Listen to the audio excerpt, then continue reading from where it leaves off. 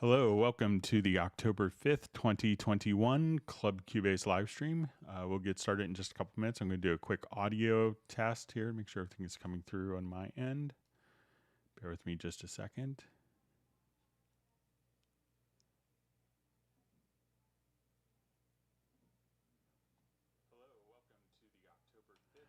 Okay, everything sounds fine on my monitoring computer. My name is Greg Undo. I'll be the host for the live stream today. I'm presenting from outside of Washington, D.C. area in Alexandria, Virginia. I work as a product specialist focusing primarily on Steinberg products for Yamaha Corporation of America, the U.S. distributor. And if you have not attended a live stream before, how it works is you could ask questions in the live chat field. And we will try to get through all the questions in order, so as quickly and as thoroughly as possible. So we will go through those in order. You could also submit questions in advance to clubcubase@steinberg.de. When asking questions, sometimes if you could specify which version of Cubase, whether it's Cubase 10, Cubase 11, or if it's Elements, Pro, Artist, that information is helpful. And if you could let us know which platform that you're running on, just turn my phone off. Sorry about that. That information is also helpful. So, and also realize that people can ask questions in the chat field quicker than I could get responses to them. So if you ask a question and you don't see an immediate response, I will try to get to it. We usually try to get through, and we usually get through just about all the questions asked in the live stream. But I may be at some points in the live stream 30 to 45 minutes behind the question. So if we could try to avoid asking the same questions repeatedly, that would make it easier for me to kind of go through and answer more questions. So a couple people I want to thank. So we will have probably late tonight and maybe an hour or two later, because I have a meeting with colleagues in Japan tonight. But we should have our index of all of the topics discussed in the live stream pinned to the top of the comments field. If you want to search for topics that may have been previously covered in other live streams, you could go to cubaseindex.com, and Jan from Stockholm is kind enough to compile that website. We have two people that serve as moderators. So we have Agent K and Jazz Dude. So they volunteer their time to just kind of help out. They're not official employees. They're just doing this out of the kindness of their hearts to help the flow of information. And sometimes they could answer a quick question while I'm waiting to get to that. So I want to give a special thanks to them. One other source of information you could use in addition to all of the official Steinberg information and resources is you could check out the Cubase Nation Discord, and that's Jazz Dude does a lot of work with that. So just wanted to point out a couple of those things. All right, so we will go ahead and I'm going to take my chat and make it larger, so it hopefully will have to be, I will be able to see more chat without it being reset all the time. Okay, so let's go ahead and get started. So it says, hello, new to Cubase and audio editing in general, but I had a question regarding Variaudio. When Variaudio is used for pitch shifting and vocals, what's the difference between that and Auto-Tune? Are they similar, or do I understand them wrong?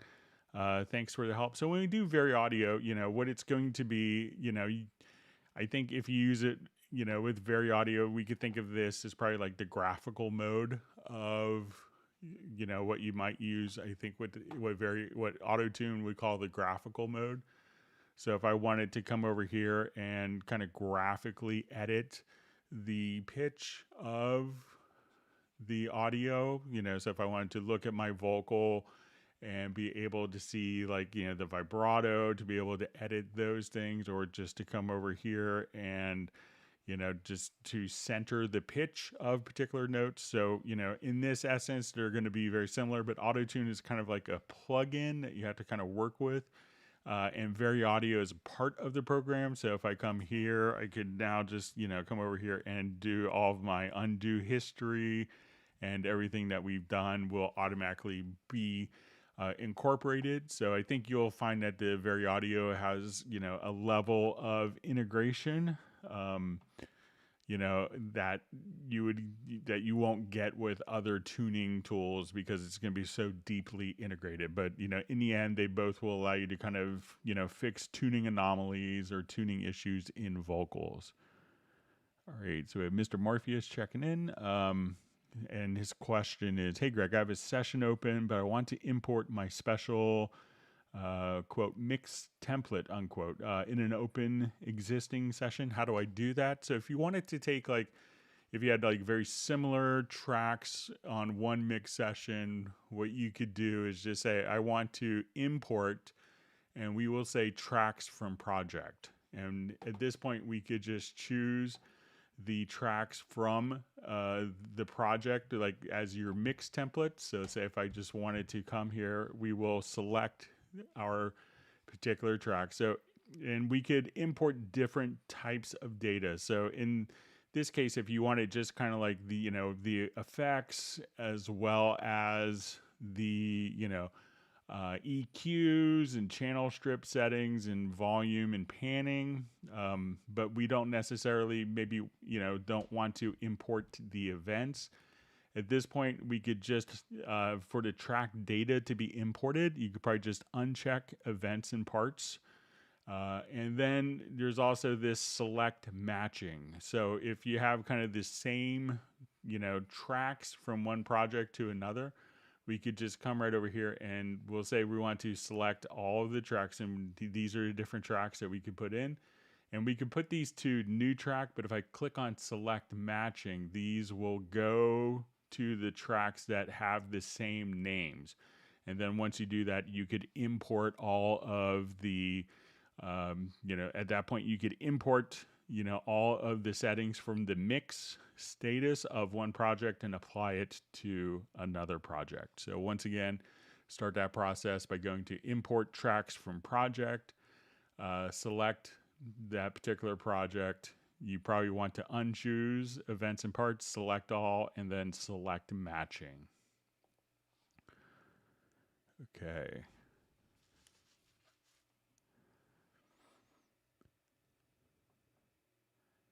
All right, so we have Brian Sawyer checking in from Beulahville, North Carolina. Great to see you. Glad you could join the live stream. All right, another question. Hey, Greg, where is the function if plugins are not playing in a session? They don't use CPU load. At the point they start to play, they start to use CPU. So this is with VST3 plugins have this functionality where they could, basically not take CPU load when they're not actually playing notes. And if we go to preferences, this might be under VST, or under plugins. Let me just look under plugins. All right, so if you go to preferences, to VST, to plugins, the preference is suspend VST3 plugin processing when no audio signals are received. And at that point, you could just uncheck, you could check that or uncheck that. But that's the preference where you could have when the plugin is just loaded and you wanted to not take any CPU power, then all you have to do is check that. And then as soon as it starts playing, then it will take CPU power. But again, go to your preferences under VST to plugins, and it's suspend VST3 plugin processing, and that will allow you to choose whether you want VST3 plugins to take up CPUs when they're playing, or if you don't want them to take CPUs while they're not playing.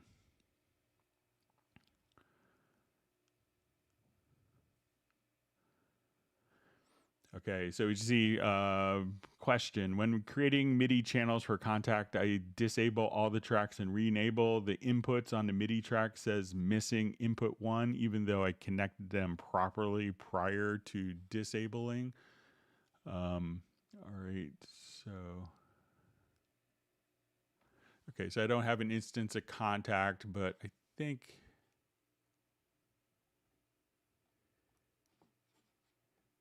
Let me just check, see if I had.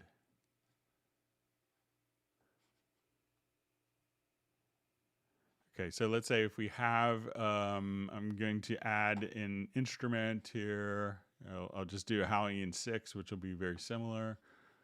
So let's say, okay, we have maybe a cello sound. Okay, so I'll load that as an instrument track, and I'll also just load this as a MIDI track that's kind of routed out to Hallian 6. So let's go ahead and I'll add a MIDI track. So I have another instance of Hallian 6 here.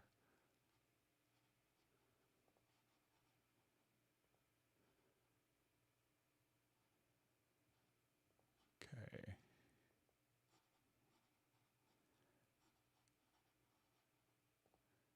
All right, and let me just load up a different instrument here. So we'll try a choppy cello.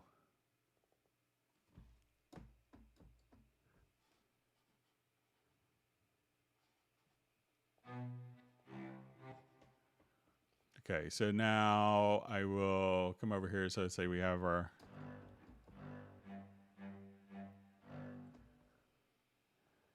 okay, let's add a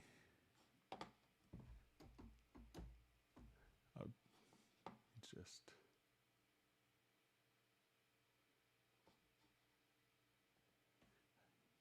make sure I have, so I'm going to try both the, all right, so we have the choppy cello as this. All right, so I'll just relabel it. So I want to try both instrument and MIDI tracks. And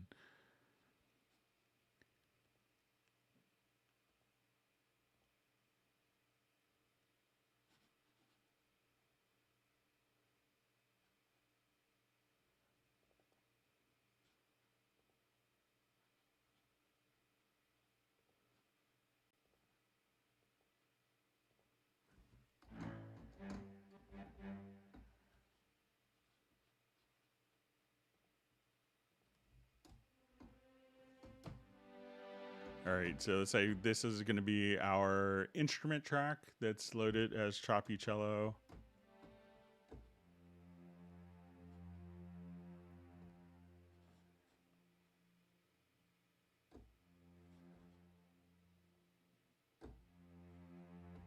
All right, so let me,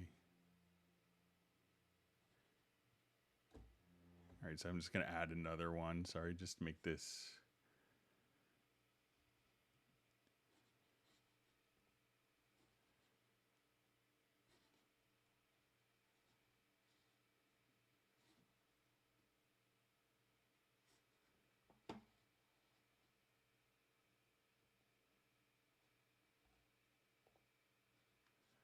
Okay, so I'm just going to add an instrument rack here.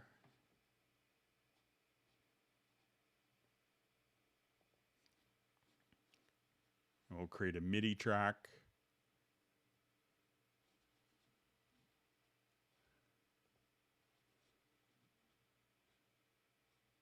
And we'll just make this a brass. Okay. So that's our MIDI track, and this is, let's say, our string track that we have. So what I want to do now is, let's say, as we play both together.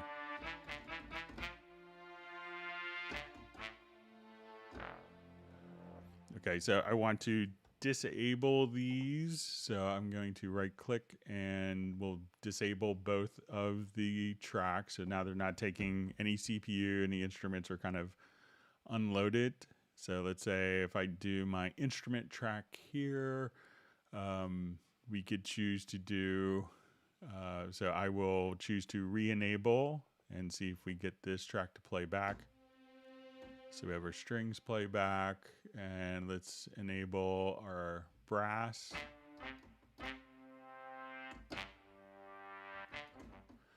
So it seems like here, and I don't have Contact installed on this machine, but it seems like everything is kind of coming back when enabling or disabling. So I know that there's a new version of Contact that was just recently released with VST3, and some other people reported issues with that with some other things. But we're not getting a, missing on MIDI tracks or instrument tracks, a missing input 1, even though it connected them properly to disabling. But let me know if I did something differently than you did. I'd be happy to kind of take a look at it again. And this is from JD. All right. So we see Uno checking in from Finland. And Nick is happy that he got here on time. And Robbie Bowling from Dallas. And we have Jan in Stockholm. Dallas LaRue from Las Vegas. And Mark joining from Nairobi. All right, and we have Glenn from Suffolk, Virginia. So we have our fellow Virginian like me, myself.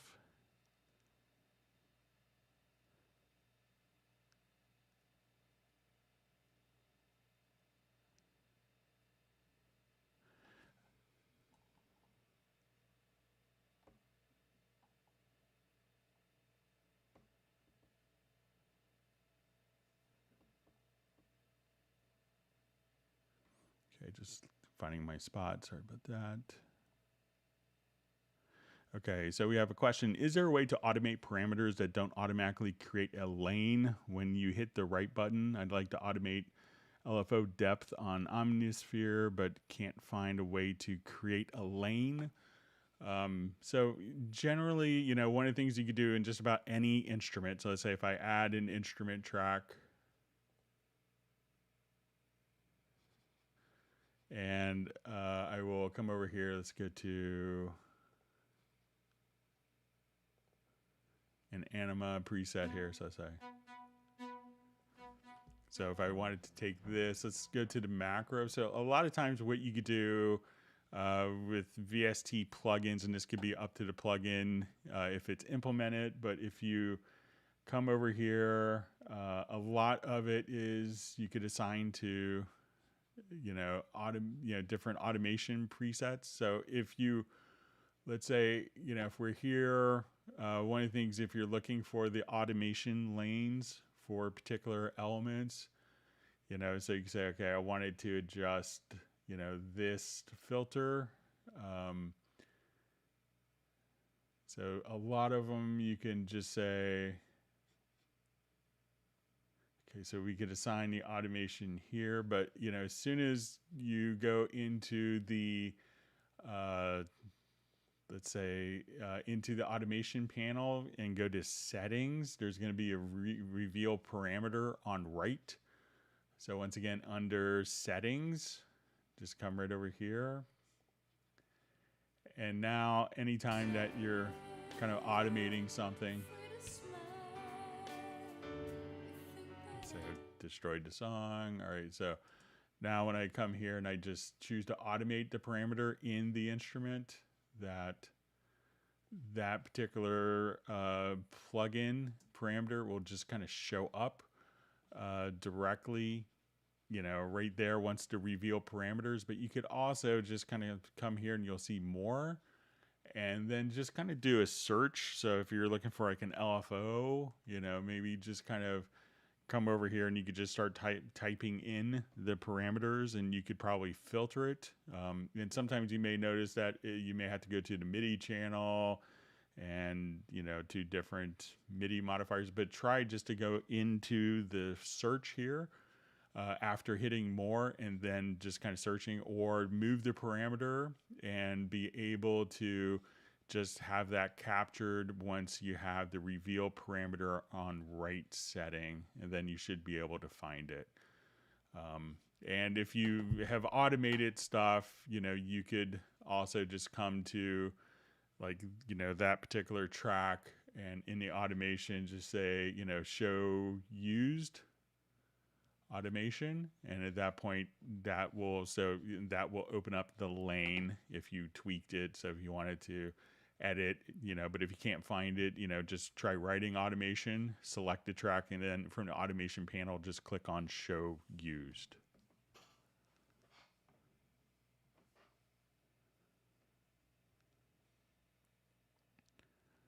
All right, so we have John Costigan on the live stream from Kenosha. All right, so we have Suffolk in the UK and Suffolk in Virginia, so that's great. We have bicontinental Suffolks. All right.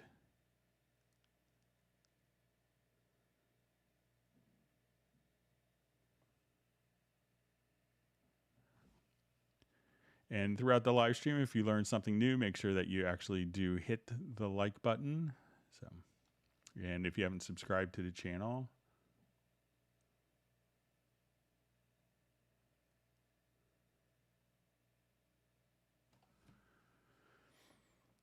okay, so we have a question. I thought there was it's from Taylor Sapp from Pine Grove, Pennsylvania. I thought there was a way to make offline processing permanent without bouncing selection or rendering in place. I don't remember how to do it. All right, so let's say if I wanted to come here to this vocal file and I wanted to do some processing. So let's say we'll just listen to a little bit. All right, so let's say now I wanted to take that and I wanted to do offline processing. So when we go to look in our project window for this particular file, okay, so we'll go and I'll just come over here. Let's open up just to show you kind of the folder structure of how this will work.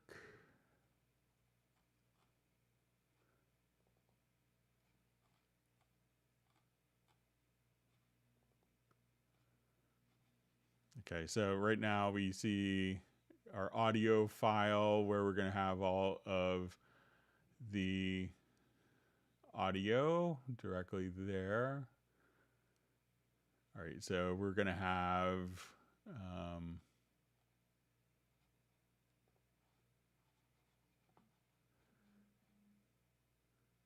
all right, so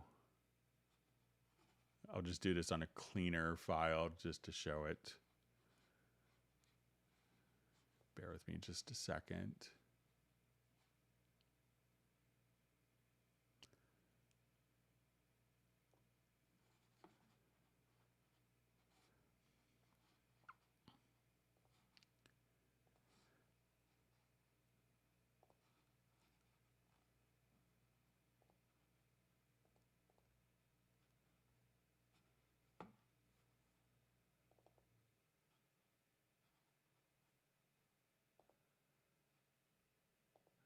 All right, so let's say if I have an audio file, an audio folder here. So I'm going to go to the bass and let's just do a quick offline process. So as soon as we come here, we'll do our plugins. And at this point, I want to just run this through like the VST bass amp.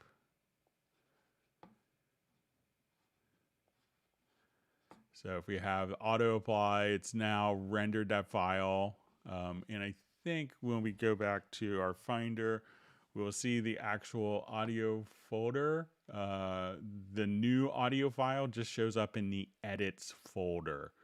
So at that point, you know, when we see this, we just came over here and for the bass part, we've just created a new, so the processed file just shows up directly in the edits folder and plays back.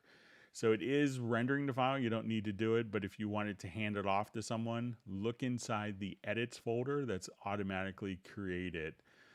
So you can see that we'll see bass normalize, bass VST, bass amp, and this is the file that we just created today. So whenever you do an offline processing, it will automatically create an edits subfolder within the project folder, and that's where the rendered file is. You'll still have the original file in the audio folder. So if you need to pass it on to someone else, just come over there and just pass it on from the edits folder, Taylor.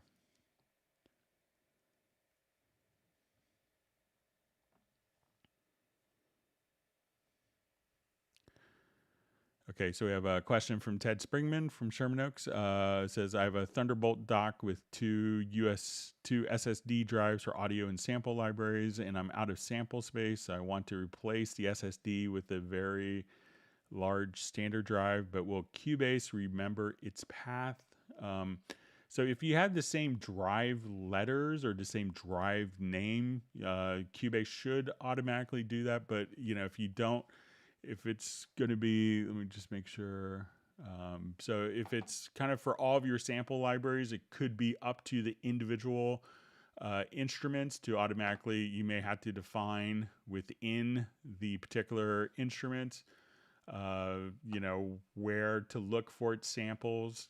Once we go into the library manager here inside of Cubase, it's no problem to just say, okay, you could just double click on the VST sound files on the new drive, and then Cubase will make the distinction and will make the correlation between that and Cubase. Or you could just say, we're moving this to the other drive, and you could physically move it, and Cubase knows that. So you could just simply use the actual, library manager. But I recently, took one SSD drive, and this is on a Windows platform for my personal studio computer. And I took that one SSD and then replaced it and kind of cloned it to another drive. And Cubase didn't have any problems automatically seeing that without doing anything on my end.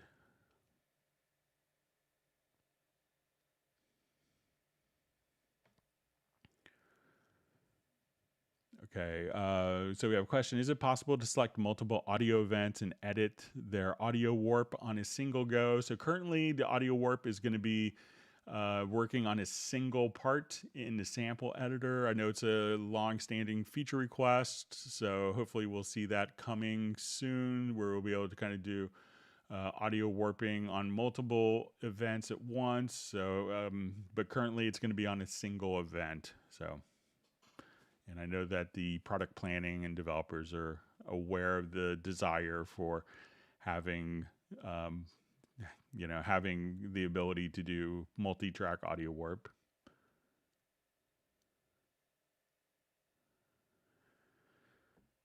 Okay, so we see how to write and glue guitar phrases correctly does not work out in any way.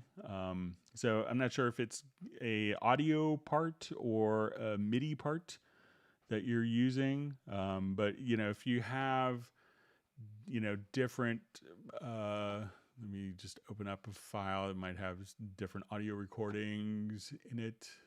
This one may. And thanks for all the wonderful questions. Again, if you learn something new at any point, just make sure that you hit the like button, and that enables us to continue to do these live streams to help people out.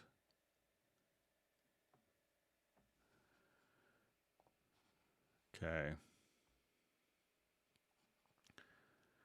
So when you say like working, that's fine. I think we have a number of different guitar parts here. So let's say if we have these guitar parts that we're utilizing.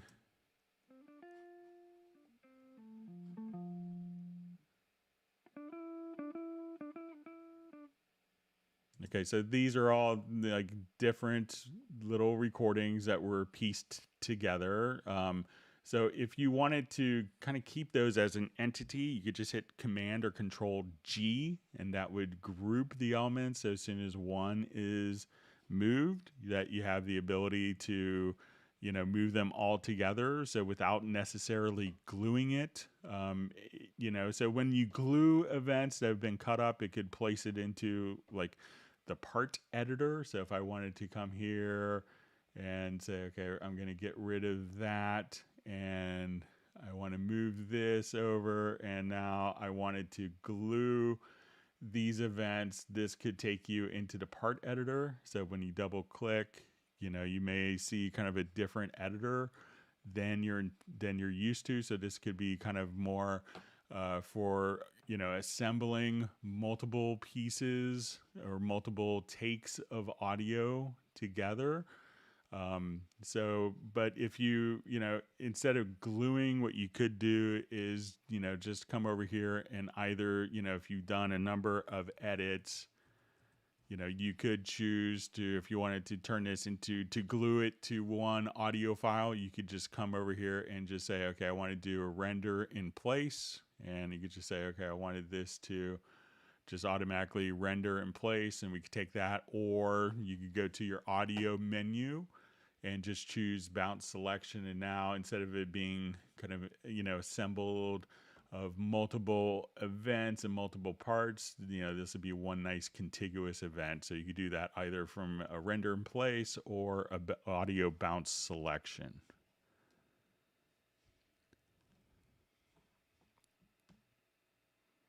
But if you have a different question with the guitar phrases, let me know.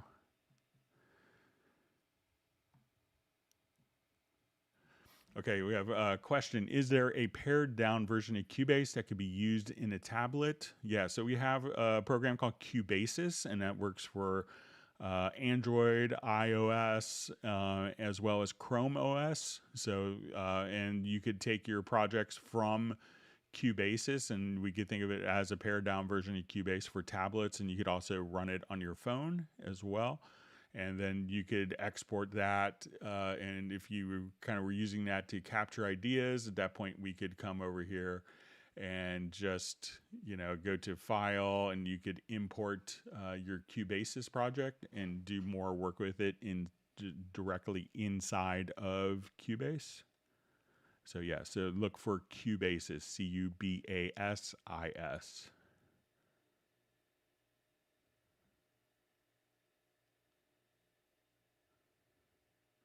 All right, so we see Mark Rabin's checking in from his mobile phone.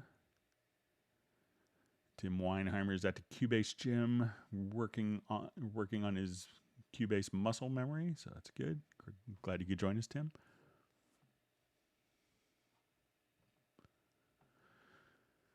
Okay, so we have a question from C Notes. Is there a way to have two different editor windows open at the same time for two different tracks? It seems to close one whenever I open another.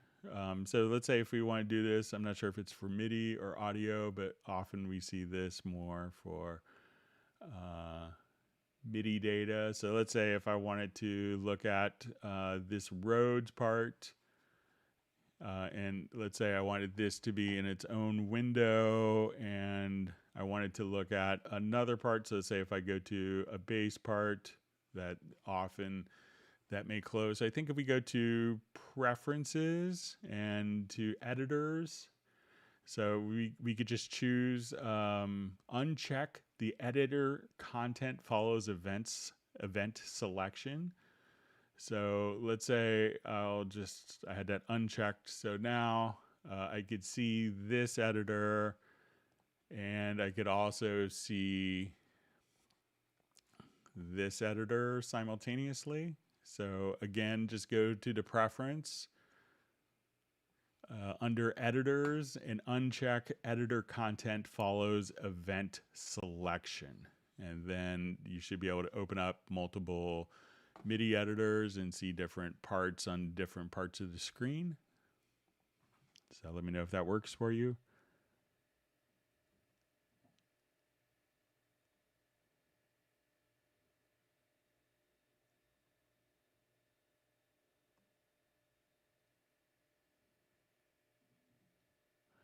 All right, so just a question. Hi, Greg. A long time ago, I used to have a plugin meter that showed the bit size of the audio after passing through plugins inserts, like a bit meter. Do you recall something like that? So I know Wavelab has a bit meter. Let's go take a look and see if it's also part of Supervision.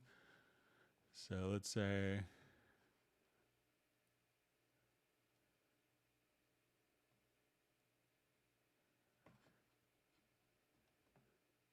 So I don't think...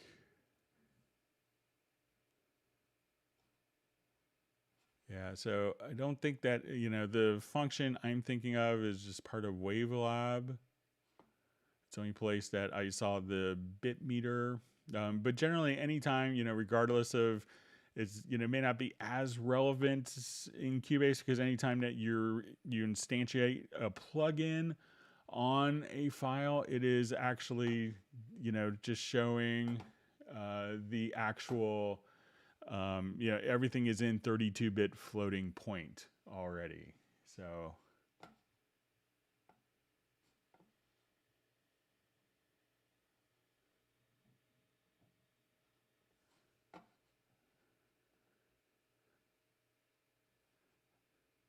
but yeah, so let's say if I just wanted to come here, so if I look at this, we could see a bit meter and Wavelab.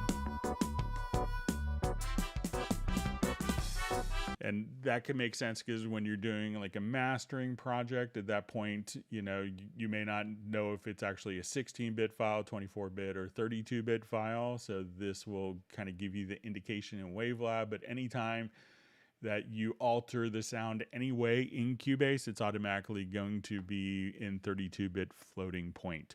So the, you know, having it as part of, you know, after inserts, you know, because everything is going to be processed at 32-bit floating point once you're playing it in Cubase. So that would probably not make it as relevant using it inside of Cubase.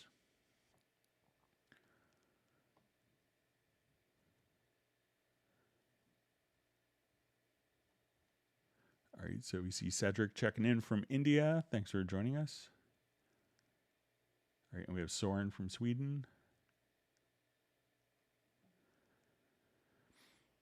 All right, so we just see from Robert Ladd, is there a shortcut or key command to open up the channel strip? So, you know, you could open up the, you know, let's say if I come to a particular window here, so we go to the edit channel settings, and I'll just refresh my memory here real quick.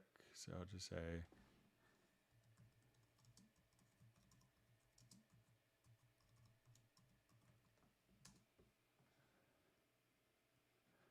okay, so we could have, you know, a key command that's assigned. So let's say if I wanted to do,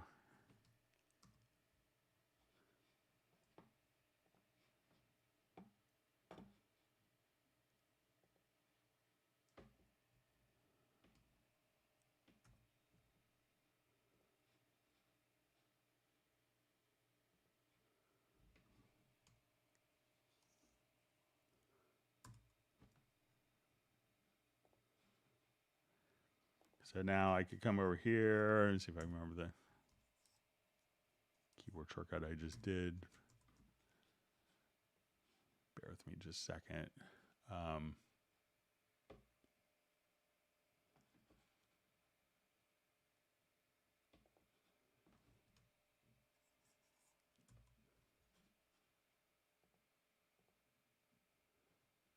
But nothing that will, I don't think that there's a key command for the channel strip specifically. But you could, let's see if we have, yeah, so just opening up the channel strip. I know you could do that as a key command, but let me just search really quickly.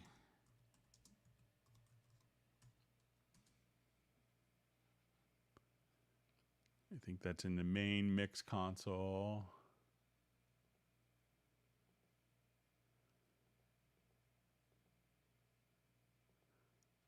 Yeah, so nothing in the channel editor that will allow you to take you there, but you could open up the channel editor, and I think if it will remember its current status. So if you have it in channel strip mode, that when you go there for that particular track, so let's go to another track. So that will be in channel strip mode. When I come over here, that will maintain its channel strip mode. So I think it remembers the state that it was in before.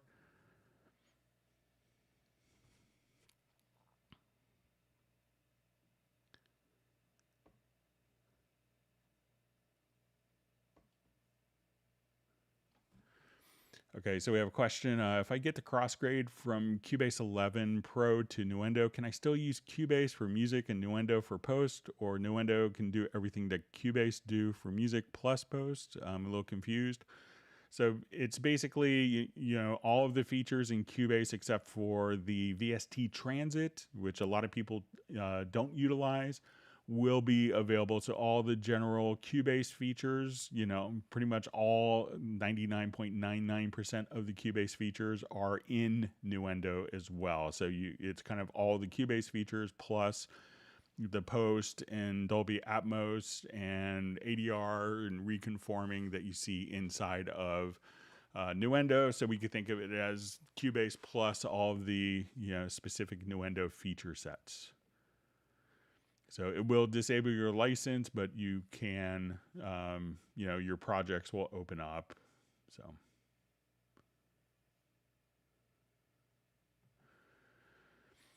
All right, so I see a question from Ted Springman. How can I limit the drop-down list of UAD plugins to only those I own? So I think that's by design by Universal Audio, so that you'll try them out and get hooked on the plugins and then purchase them or use them in a project in a trial version, and then have to purchase it if you know didn't render the file before. So it's a function and of the Universal Audio, the UAD plugins. So you should probably ask them to see if there's a way of doing it, but that's how I believe that their plugins are set up.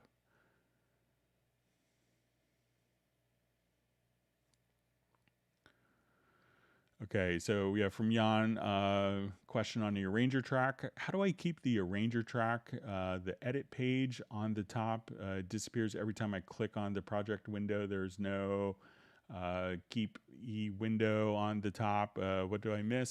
So let me just open up a project with the arranger track. See if I still have one open.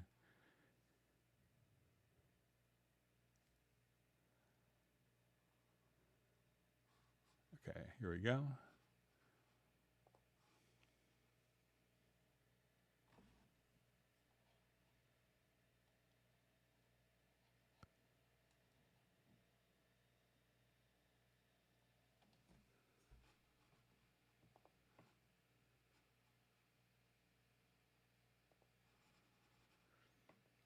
Okay, so let's look at the arranger track settings here.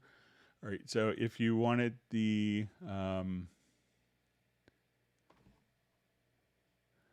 okay, so how to keep the arranger track edit page on the top. It disappears every time I click on the project window. There's no keep E window on the top. So if I come here, it disappears, but when I just kind of right click, so say I right click near the top, I could always just click on always on top. And now when I click somewhere else to make it an active window, that will still be visible and be on top. So just try right clicking up here, Jan, towards the very top, and just make sure that always on top is enabled.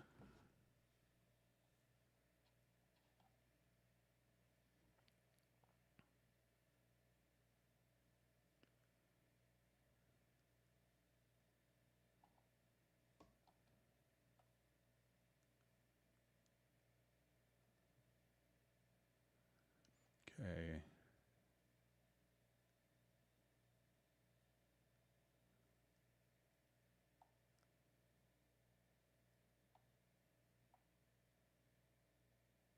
Okay, just finding my spot, sorry.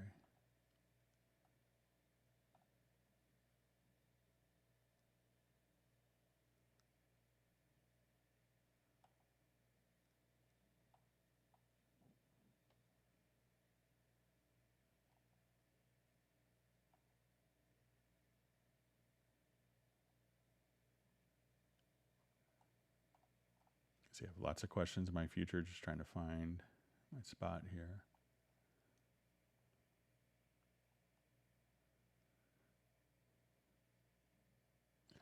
Okay, so we have a question from Soren. What is a smart way to get very much pitch down vocals with very much bass tone for a metal song?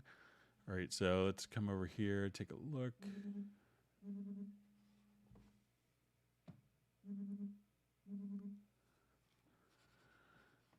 Okay, let me find a project here that may kind of work for this.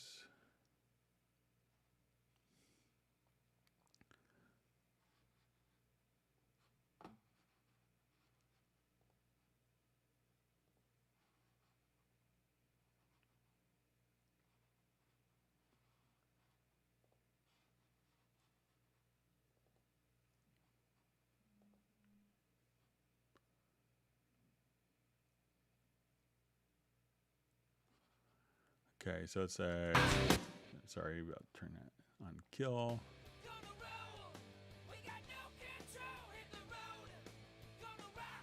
All right, so let's say if I wanted to take, you know, like background vocals here and kind of pitch shift them down. So let's go ahead and I'll just take some of these background vocal stacks here. So it's just solo or gang backgrounds. And these are just kind of stacked, recorded.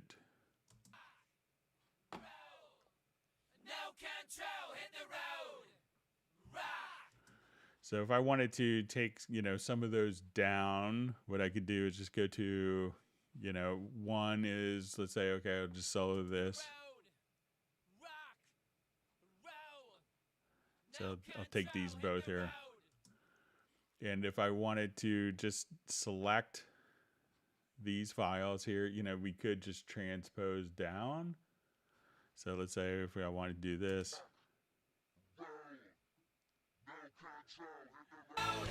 And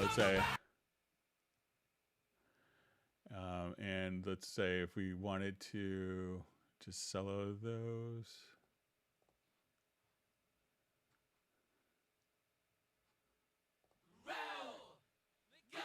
So kind of blend it together.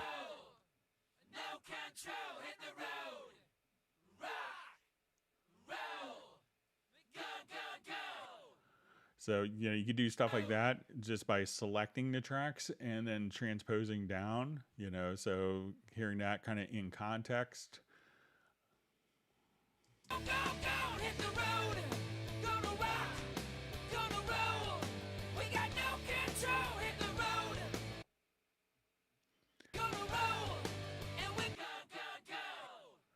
So let's say if we take,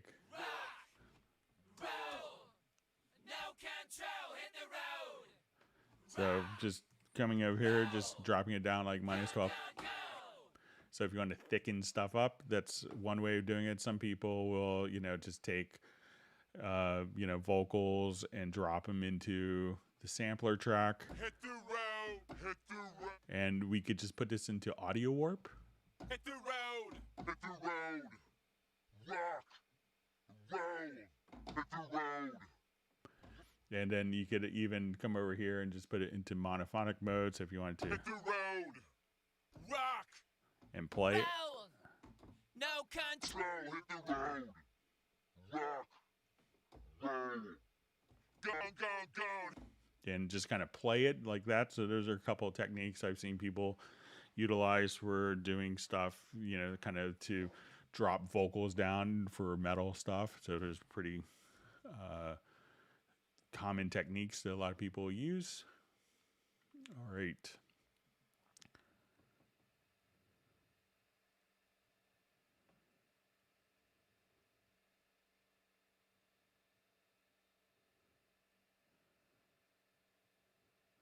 Okay, so we have a question. Is it possible to edit the piano roll, enter new notes without using the mouse at all, navigate using the arrows on the piano roll? Canvas. So yeah, so let's come over here.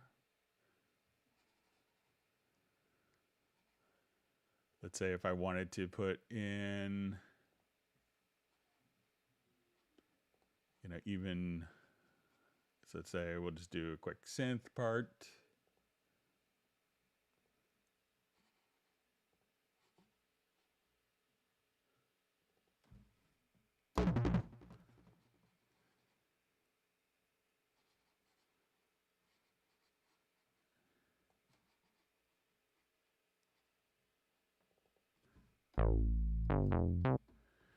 Okay, so if you didn't want to use a mouse to enter notes in, I mean, you could just play directly in with step entry. So if we see these little steps kind of going up here, this would put us into step entry mode, and you could choose, okay, I want to put in quarter notes. At this point, we could just double click and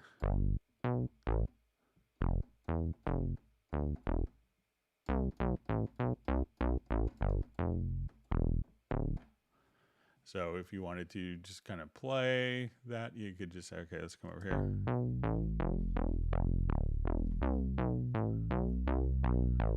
Now, if you wanted to also just come here and choose, okay, I don't want to necessarily, as I'm working with this, we could choose different parameters that you want. So say if we go to kind of a full screen so you can see some more parameters, I could only come over here as, let's say if I select a particular note and I just want it to change only the velocity or just the pitch. So I could have that note selected and just play even a different note. So if you wanted to come here, we could say, okay, just wanted to, insert, different parameters.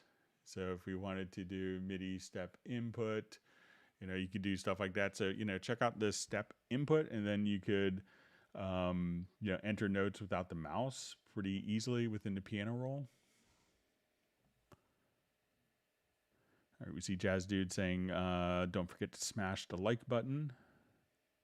All right, and we have Dash Glitch joining us. Glad you could be a part of the live stream. Thanks for joining.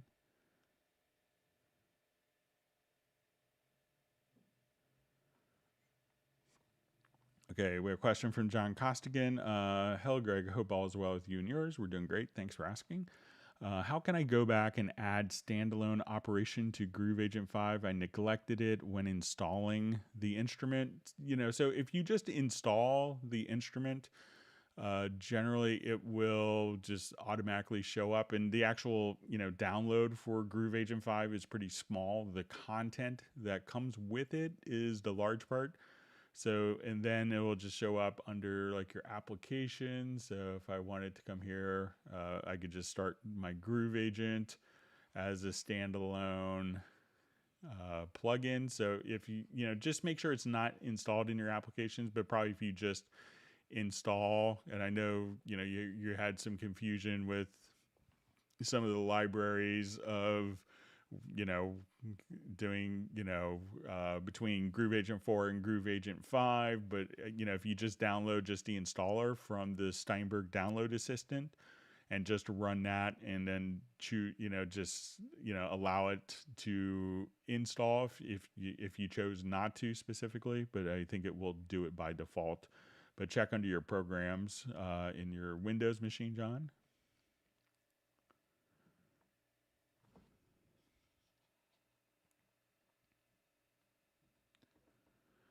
All right, so we have Mike from St. Louis checking in. That's great.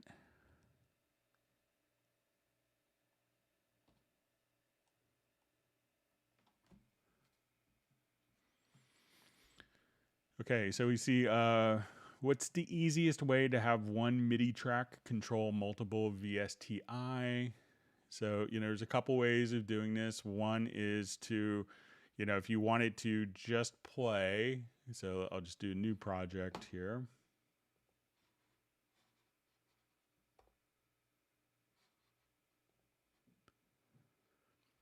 So if you wanted to come over here, let's say, okay, let's say we start with instrument track. So we'll add a retro log. And I want to add, say, something from Pad Shop.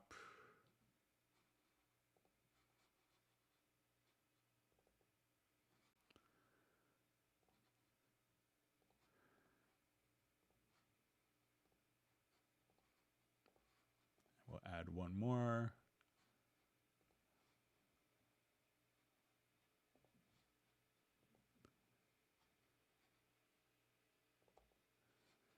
Okay, so now if I wanted to, play these together.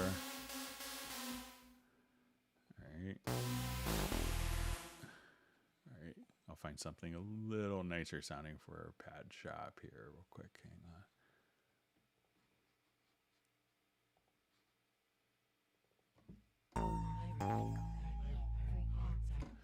Okay, so now, if you wanted to treat this, I could, just simply, if I have multiple MIDI tracks, we could put them into a folder.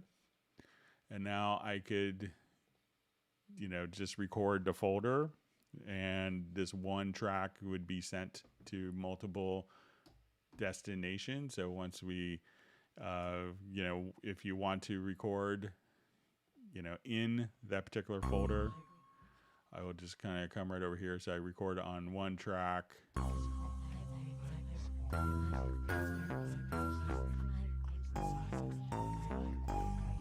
And that will be recorded to multiple destinations. And then everything is kind of done here in one track. You can call it like, synth layer.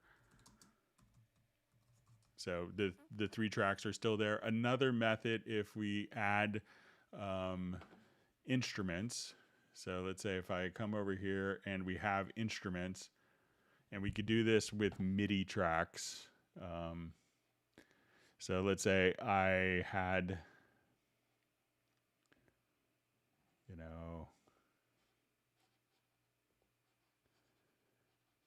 so I will add these different ones. So let's say we'll add a pad shop. Okay, so I'll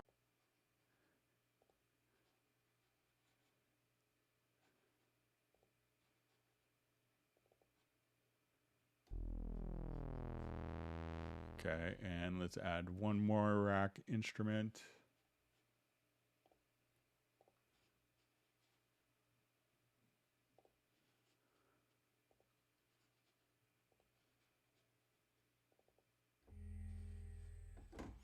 Okay, so now if I wanted to come over and say, okay, I have this pad shop, Spectre, and Hallian Sonic, what I could do is I could take this one pad shop sound, go to, and this, we do this with MIDI tracks, but not instrument tracks.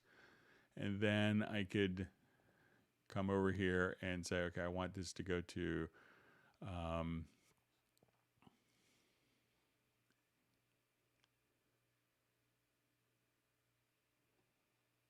okay, so I'll say, okay, we want that pad shop going to Spectre, and I want this to also go to Hallian Sonic SE MIDI. So now when I play this one track, we could have this automatically output to, my Spectre.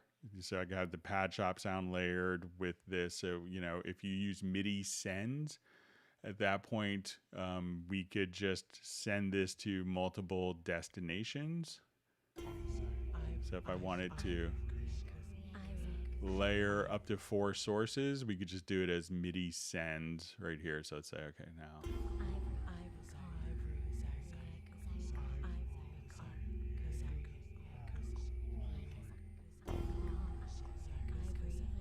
So you could kind of layer it through MIDI sends as well, all on one track. So there's 2 different methods. I think putting it into a folder track, and that way, if you wanted to just, you have the layer, you could save all those as a track preset, but you could also then just say, okay, I wanted this down an octave, up an octave. It's really easy to do as well. So.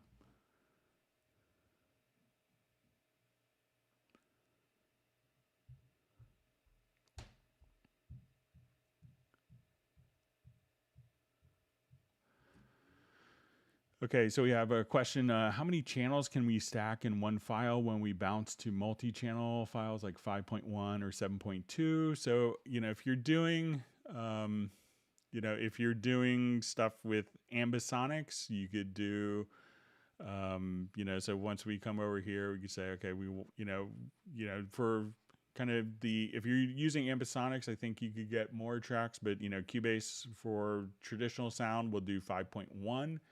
So if I wanted to come over here, we could choose to add, so when we go to our configuration, we could have, third order ambisonics. So if I wanted to add a third order ambisonics bus, I think that it could render those out to multiple tracks.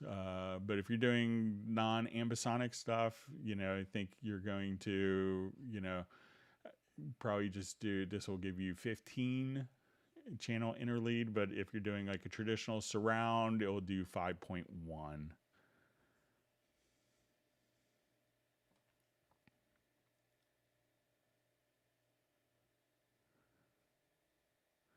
Okay, so we have a question from Ted Springman. Sorry if you already answered this, but does Cubase have a quantize setting to randomize audio timings? It seems counterintuitive, but goal is to humanize the feel of many doubled string tracks. So if you wanted to, and we discussed this a bit on the last live stream, but we'll show it again. So let's say,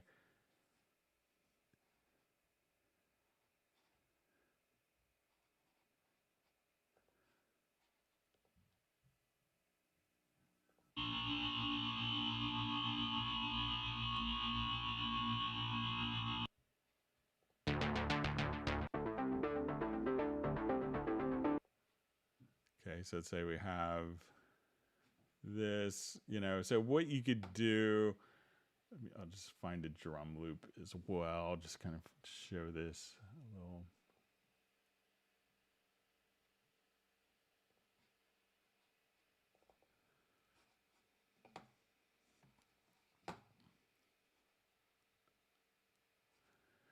All right, so let's say, if I wanted to do quantizing, and I'll just make this a little larger on project window here so you can see it.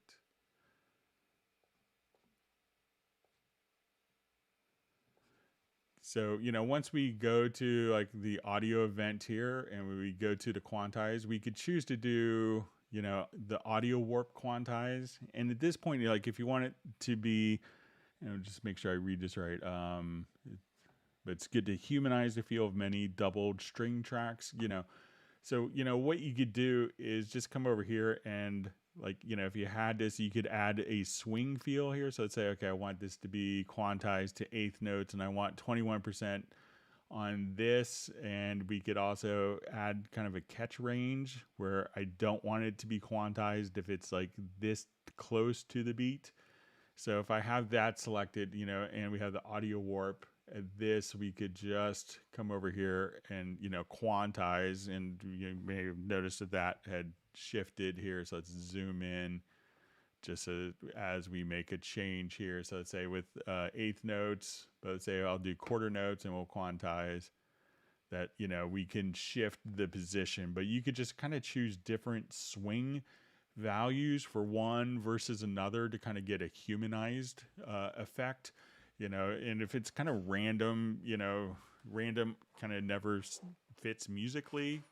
I found for a lot of random stuff. So, but just try different amounts of swing and catch ranges, and then I think you could kind of get to kind of exactly what you want to accomplish with that, to humanize different tracks against each other.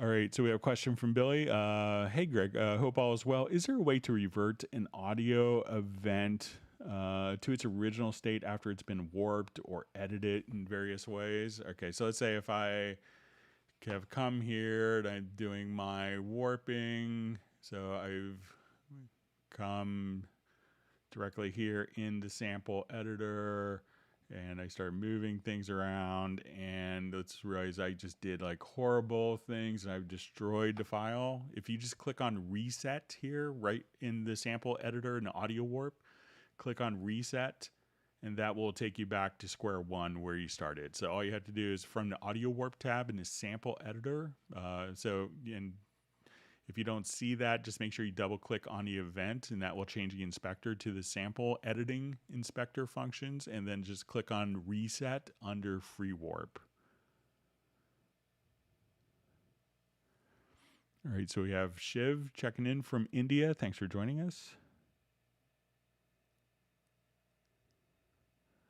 All right, so we have Bob Sandler saying first time here after transferring our school's workstations from Pro Tools HDX to Cubase. Welcome, and we're glad you and all the students will be in learning about Cubase.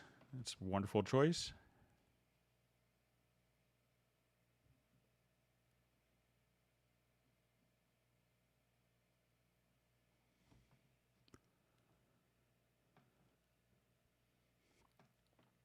Okay, so it says, I just see a question. This is from Tiago.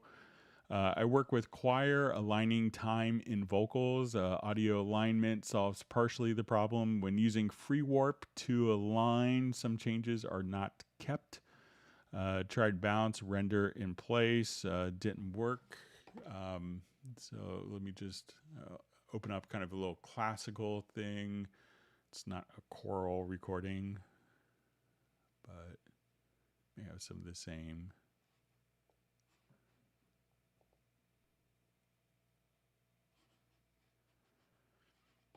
Okay, so let's say if we're here, and I've done,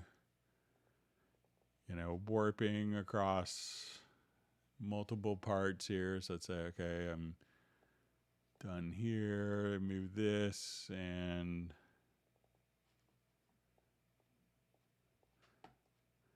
so, generally all of those are kind of saved. The one thing that you may want to try to do is once you're in, like the go to the process here, and click on flatten, and see if that will preserve kind of all the changes. And that should, because when we do warping, what that's doing in essence, it's playing back the same audio file, but it's kind of doing all of this processes to the file, and it's not written to the file until you go to the process menu here and then click on flatten. So try that, try hitting the flatten button and seeing if that will kind of keep all of your changes intact for you, as opposed to doing the render in place or offline processing or freezing. So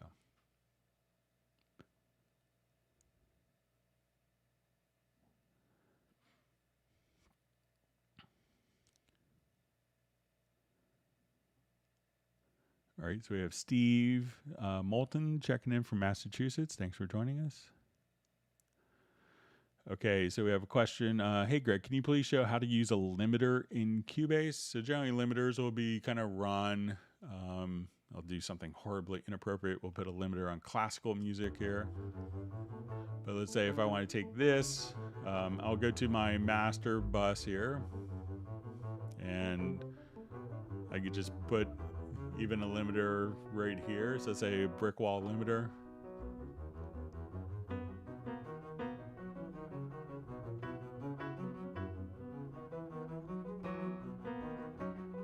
Or show it as a plug-in here.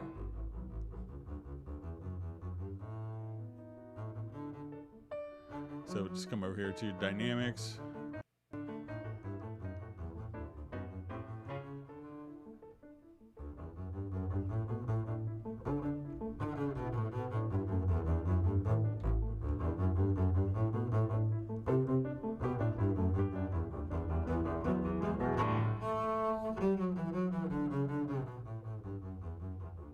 Sets without and with.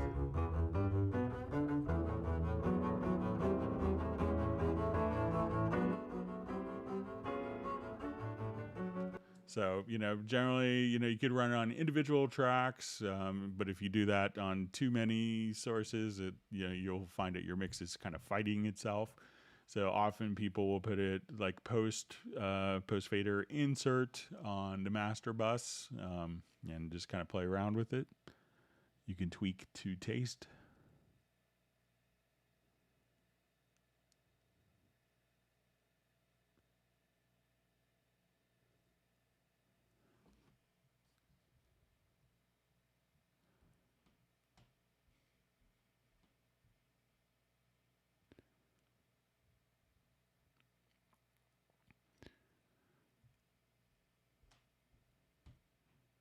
Okay, so I just see a question. Greg, if I copy a vocal track and want to make changes to it without affecting the original vocal, how to set it up in preferences?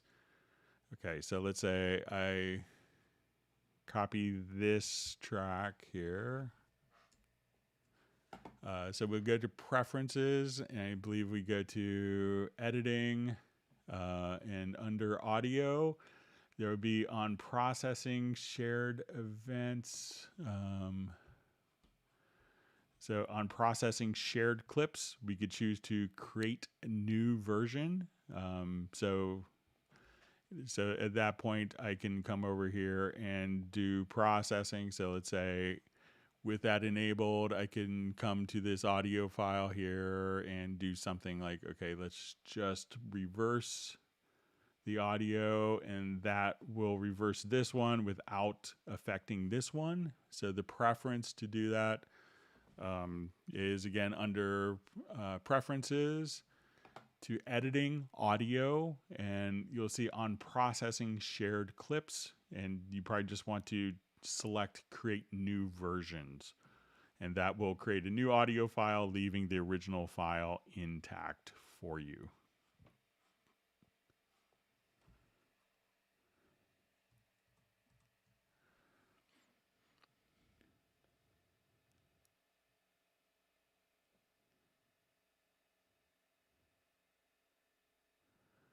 Okay, so we have a question. When I drag out a Cubase supply loop from the media bay, it is in sync with tempo in addition, but when I drag it to a track, it's not in tempo. Musical mode is definitely checked. So I think, I'm not sure if this is, I saw this kind of on Facebook too, that I responded, but let's go ahead and take a look.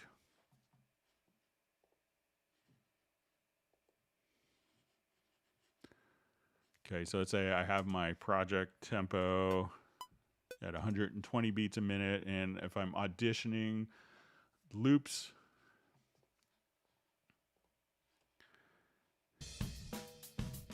I can have Cubase automatically audition in the project tempo.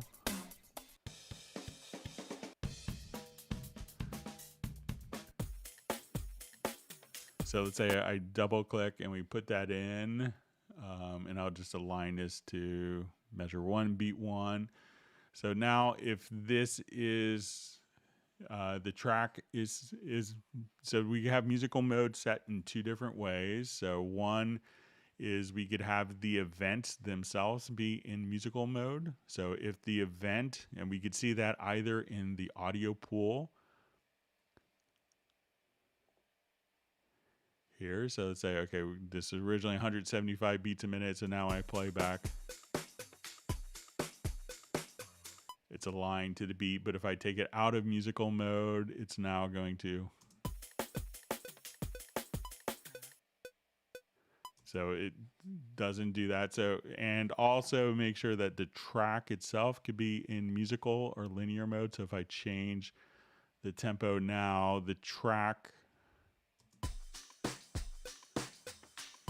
itself could be in linear musical mode, but that's really generally all you have to do. So if it's a, and one of the things that you could check, and let me just reread the question, make sure.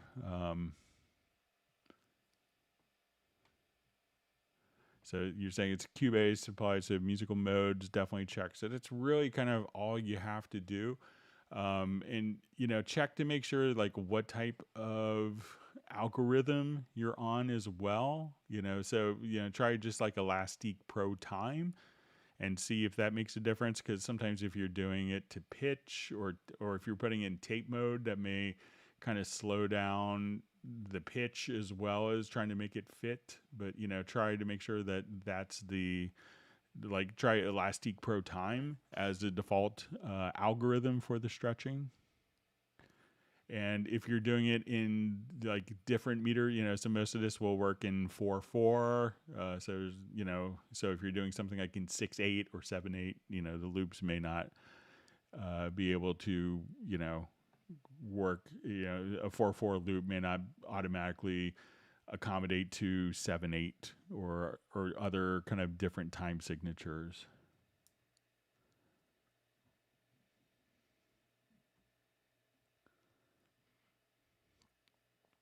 All right, so we see question: does Cubase work with the Focusrite Scarlett 18i20? I tried out Ableton Live Lite, and there's so much lag on my MIDI controller that it makes the software unusable. I tried everything to fix the issue. So yeah, we have. I'm sure that there's lots of people here that are using the Focusrite audio interfaces. So yeah, it's they work great with Cubase. So.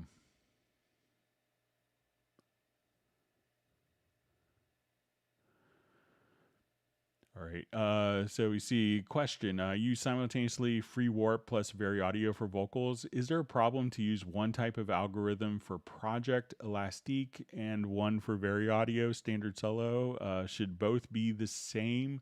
So I think once you're in the Variaudio editor, that it's automatically going to be working with everything in standard solo. So I don't think you have to worry about it. That Cubase will just kind of, once you go into Variaudio, that's the algorithm that's kind of used for Variaudio. So it'll kind of switch it for you.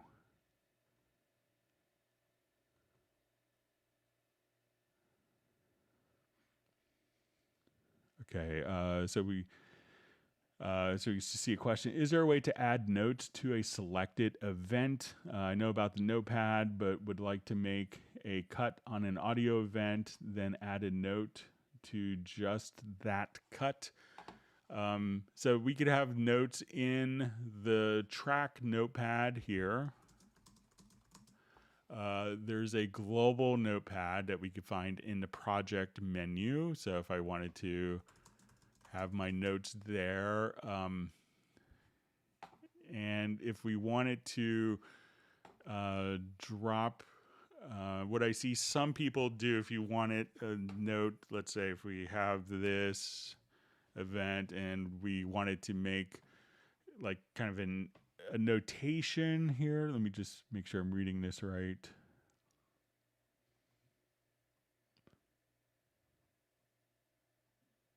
So, what I see a lot of people do, and this is a pretty typical thing, is just to add a marker track. We'll call this like, edit. And then if you're like right here, you could just say, okay, we're going to drop a marker in here. And let's say while we're here, I drop a marker in. And at this point, you could also just say, it's like, if it's like a vocals, like, check pitch. And we could say, okay, came in late.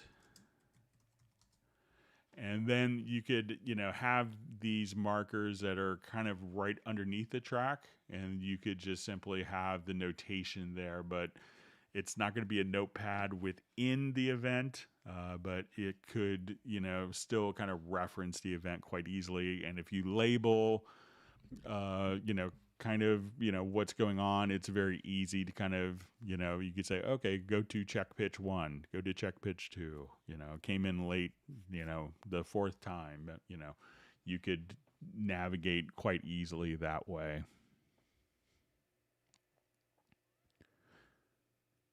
And I've seen some people also just come here, and let's say if you turn the snap off, one other thing that people will do is just come here, and in the description, you can just say bad.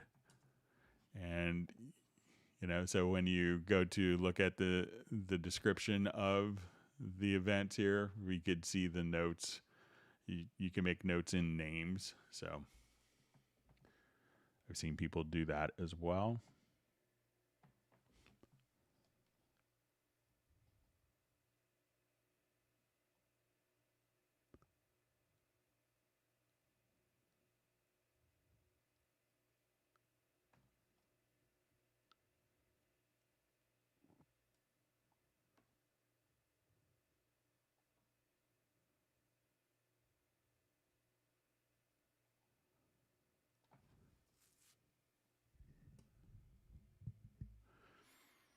All right, so we just see how to make pre or post fader groups.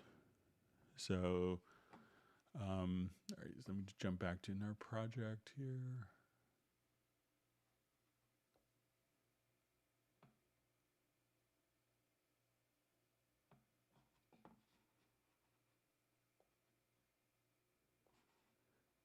Okay, so generally I think that groups aren't going to be pre or post fader. But the groups themselves won't be. But if you wanted to, so let's say I add a group channel to, all right, so I'll activate this project. Sorry about that. All right, so if I wanted to add these to a particular group, I'll come right here. So let's add a group channel to the selected channels. Okay. Okay, so this will be our group channel. And as we're working with this, when we go to, we could send directly to our group. So let's say if I go to this track, we could have this go directly to the group, but we could also send to the group using send. And if we just come over here, we can say, okay, we're going to send this to group 1, and then this group, if you're using the sends could be set to pre or post fader for each individual channel. So if you wanted to do that, but the group itself is kind of pre or post fader agnostic, if you will. But you could send pre or post to the, you could send, the different tracks pre or post fader individually for the group.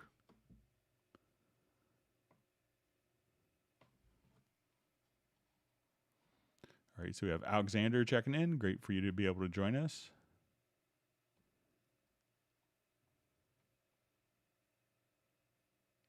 All right, and we have Michael Teams joining us, so it looks like the ice cream will be starting up.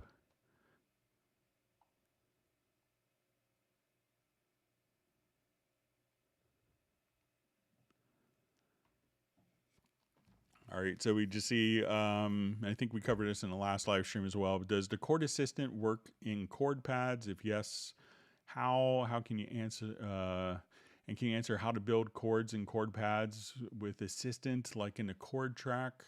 So, when we go to the chord pads, we can come over here and look at, we could define our chords. We could also look at chords based on, once we have like the key defined, based on proximity or circle of fifths.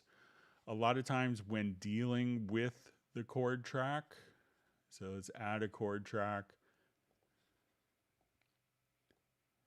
so we can add the chords quite easily. So let's come over here.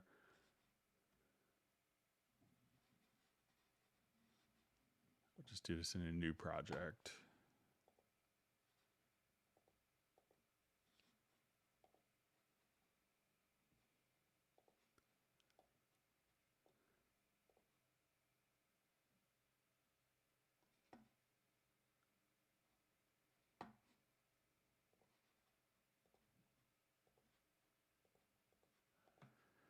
Okay, so let's say if I have a chord progression here and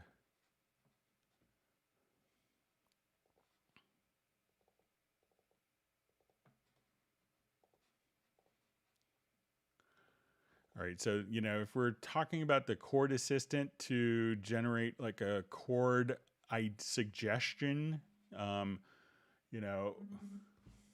on just once, just bear with me 1 second.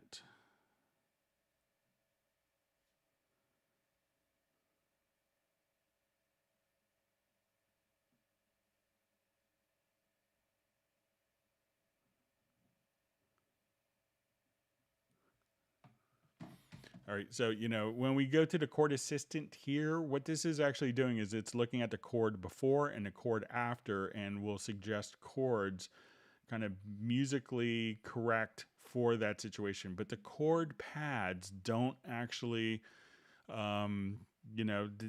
these aren't necessarily in order. These are just available chords. So, we could see the choice of circle of fifths or proximity. But if you're looking for a chord assistant to pick chords that would work, what this is doing is it's looking at chords before and after in a particular order, whereas the chord pads here aren't really represented in order. So you could use these chord pads interchangeably. So that's why we have kind of the chord assistant functionality can be slightly different in the chord track versus the chord pads, because here it's looking at the chord progression in context, whereas here these are just the available chords to choose from. So that's why it's handled a little differently. Let me know if that makes sense.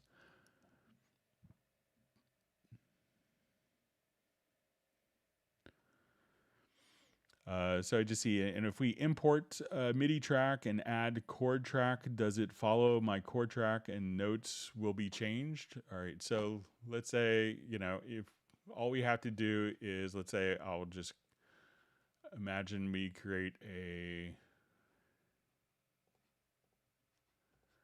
okay, so I'm going to add an instrument track here. Okay, so let's say I have these notes and I've dragged this out to my instrument track here. So if I wanted these chords to actually follow, and let's say I change this from an F sharp to a G sharp, and we're going to start in B. All right, so right now when we look at these particular notes, and we'll open this up in just our in-place editor.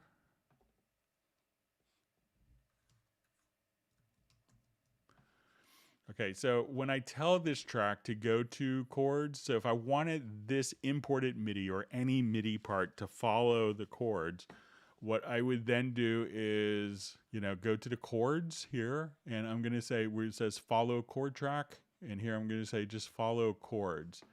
And at this point, it'll now just change those to automatically follow the chords. So you have to tell the particular tracks to follow the chords or not.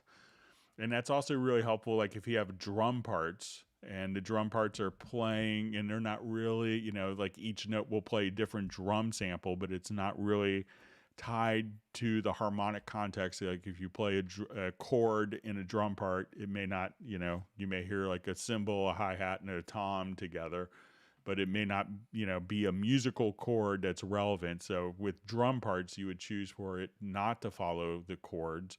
But for something that was more harmonically based, then you could choose to have it follow the chord. So whether it's an existing MIDI part or a MIDI file that's been imported, you just need to go to the chords tab, and just tell it to follow the chord track.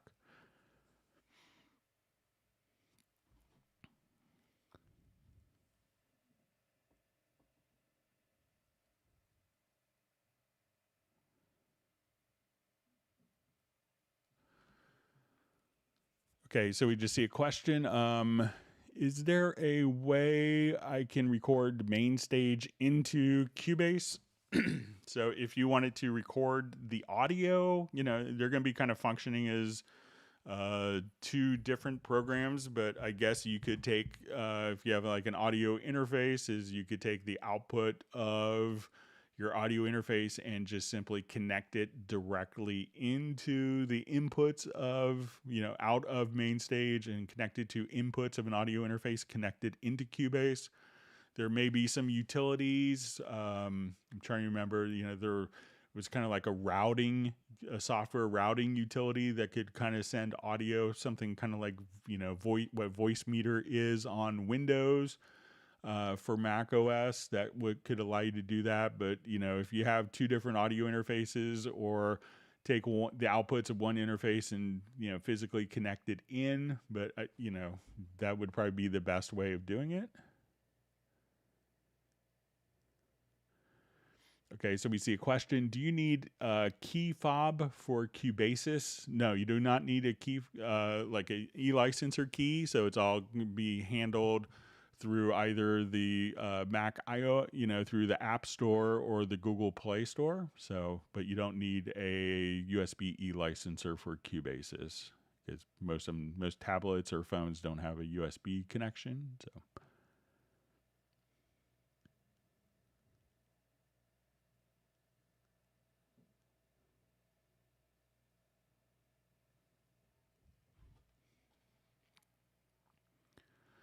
All All right. So I see, Greg, can you turn an electric, heavily distorted guitar audio track into MIDI in order to develop backing tracks for MIDI bass guitar to follow along? So, depending upon the part, if it's a lot of chords, it may not be able to kind of distinguish between that. So let's say, um, let's see what I have in this part here. But if it's a monophonic thing, you could definitely do it. So if you had like a guitar that was doubling the bass. So let me activate this project.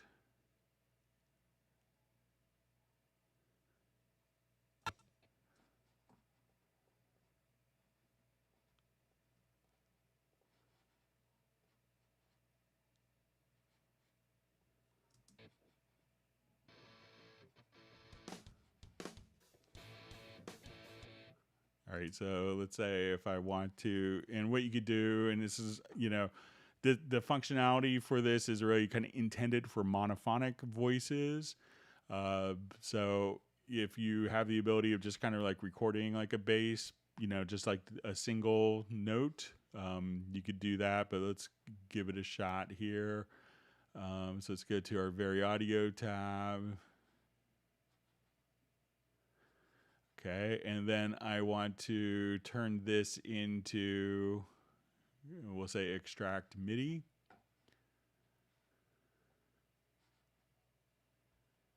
Okay, and I will just add, let's say, an instrument here.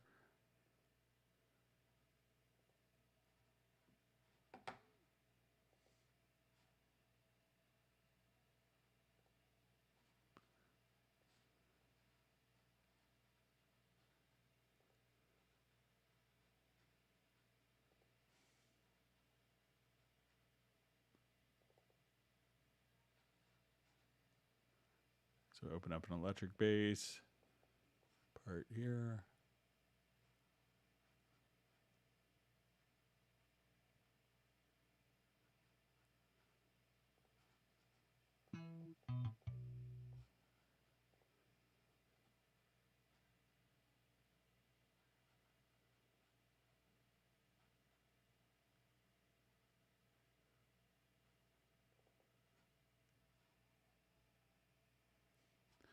Okay, so we'll take this MIDI part that was generated and we'll send it out.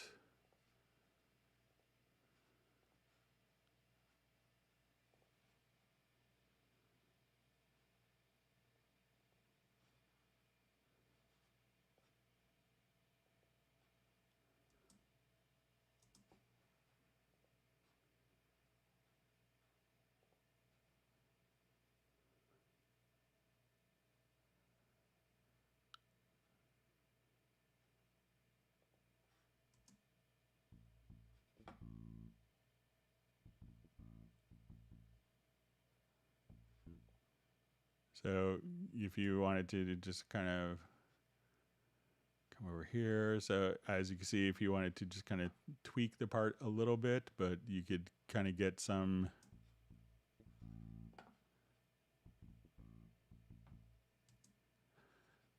So let's just go to your control room and we can turn this up just a little bit. And you may have to play, you could try just maybe even more generic bass without key switches.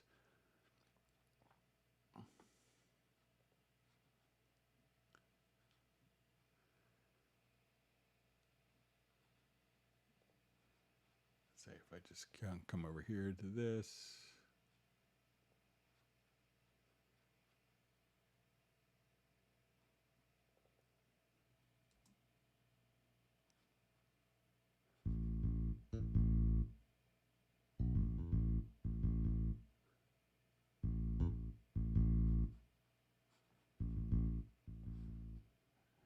So listen to that kind of in context. I got some cheap wine. Let's have a good time.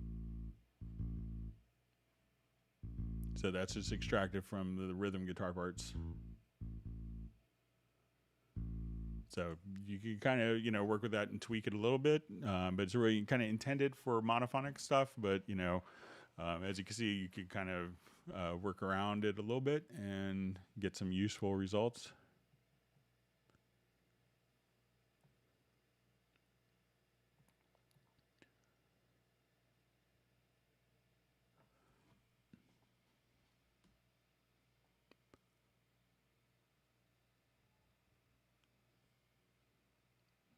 right, so we have someone watching from Diamond District Studios, watching from South Africa. Welcome.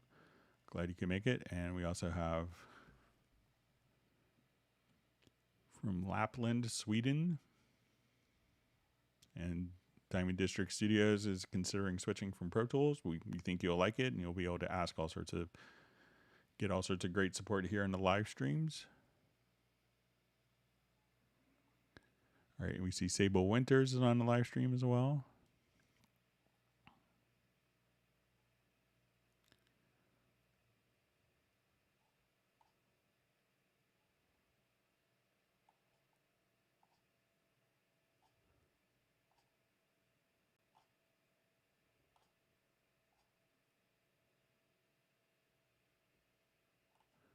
Okay, I'm just trying to,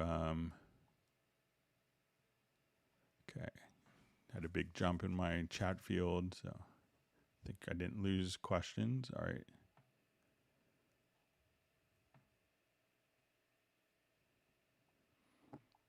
All right, and Jariath is joining from England.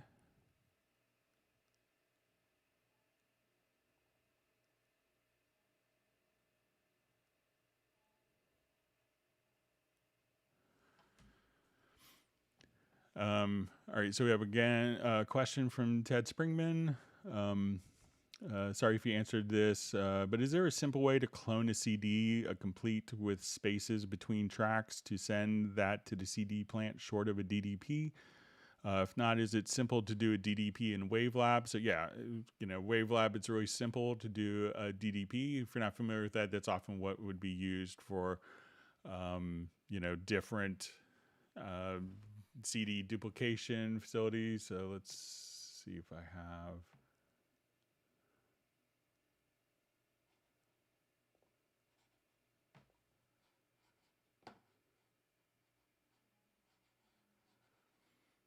Okay, so, if I wanted to just come over here and let's say first we'll just come over here and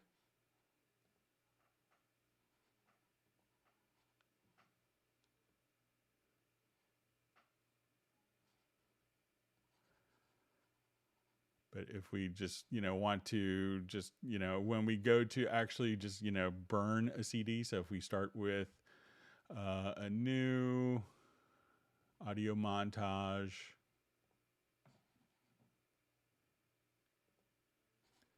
So let's come over here to CD. So I will come over here to the CD wizard. So,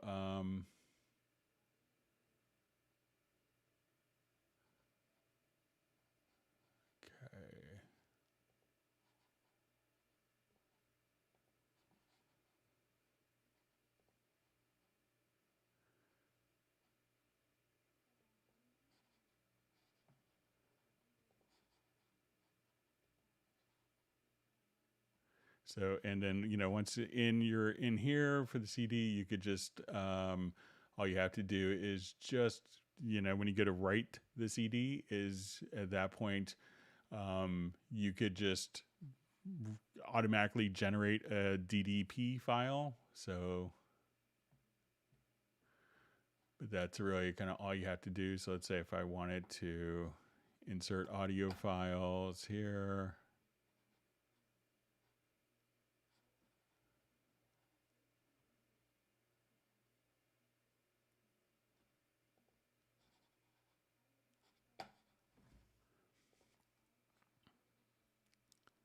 So say I have these 6 files for my CD.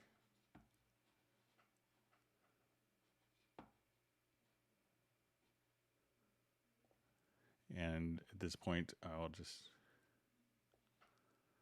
so let's say if I have my CD here at this point,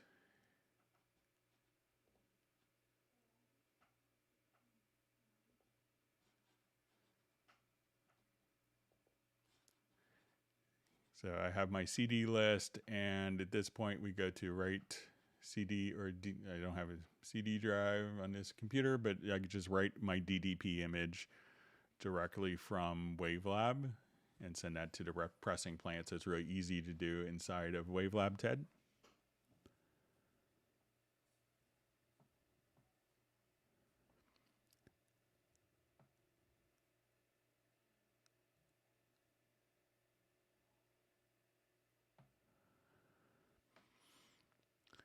All right, so we just see how do you time correct guitar chords? I know with individual notes it's easier because you can see the transients better. Thank you.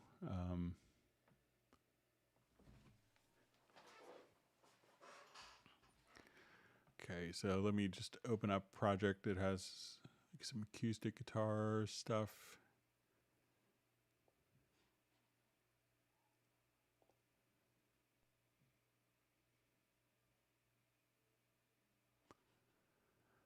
You know, and if you needed to do like some more kind of detailed editing, you know, so, you know, when we look at like, let's say a guitar chord,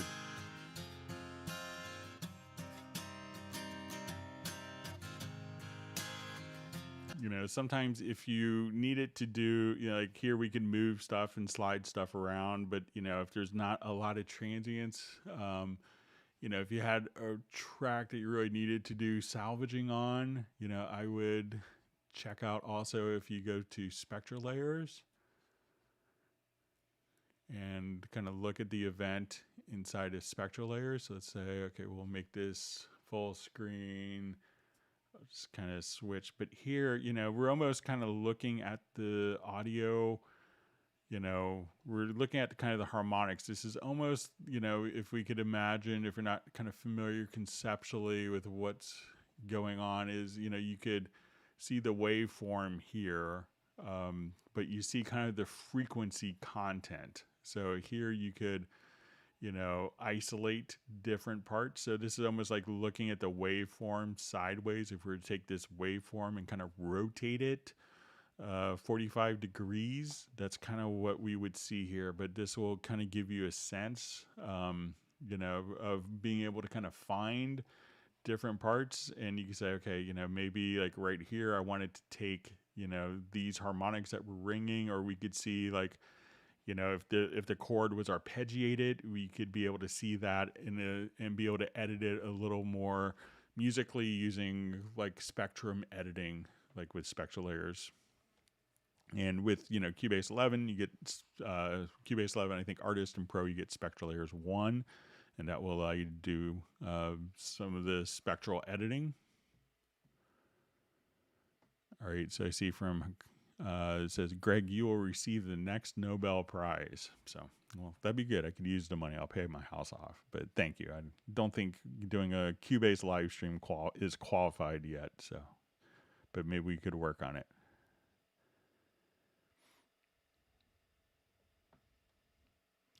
All right, so we see Michael Teams. He's using the Focusrite 18i20 interface, no problems.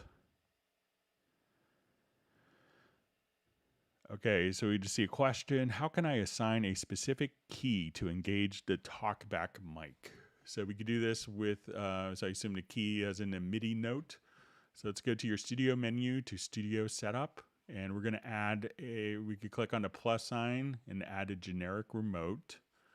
And what I want to do is we're going to have the incoming MIDI message here.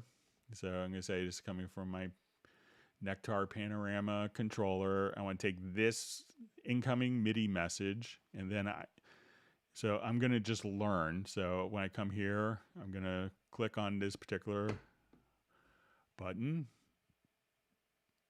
All right, I may have assigned that key command already, so let me just come and, all right, so now when I hit a MIDI note, it's captured that MIDI note.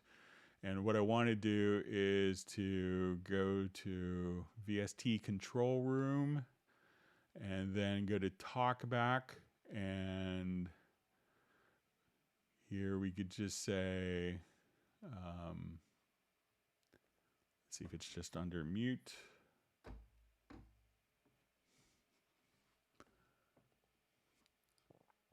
All right, let me just try under, sometimes you may see it under command as well.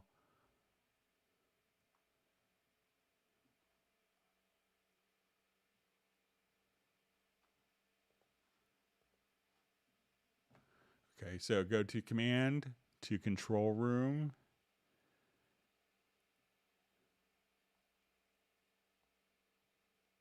And Talkback on and off. and then hit apply. So basically we were saying anytime we hit this MIDI note that the Talkback will turn on and off, just like that. So add a generic remote. You click on the plus sign, and then what you want to do is to select this message, and you could click on learn, hit the MIDI note, and this is tied directly to this. So we say, okay, fader 1 is going to be command to control room to Talkback on and off. And then when you hit that MIDI note, that function will just, that MIDI note will turn on and off the Talkback mic. You could also use like a sustain pedal if you want to. So I use that a lot for Talkback. So.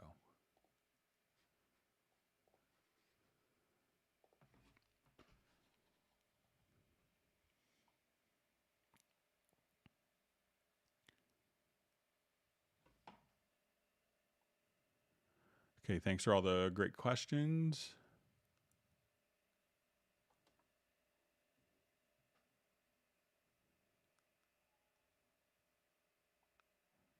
Great to see Daryl on the live stream.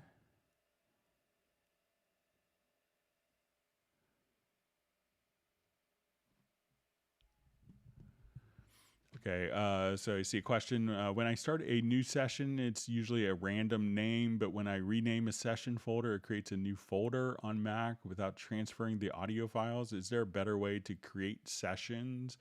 So, think of it as any time that you're actually doing a session, when we come here and we go to new project, that as we do this is we want to just prompt for project location.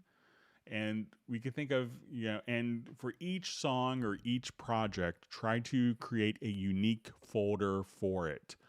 And that will kind of allow you to then move one particular audio file, one particular folder over, and that folder will contain, the project file if it's been saved with all the subfolders for edits, for mixdowns, for your audio files. Now, if you haven't done that and you weren't perhaps so diligent originally, what you could do is come over to the file menu and choose the backup project folder here option. So what this is going to allow you to do is now we could define a new folder, kind of a blank folder. So we want to define a new folder, and we could define that. And now when we get to open, we could give the project a name. This will copy all of the audio files and all the subfolders needed directly into that particular folder. And then everything would happily be consolidated into the new folder location. But, in the future, just when you do a new project, just start it and prompt for a project location.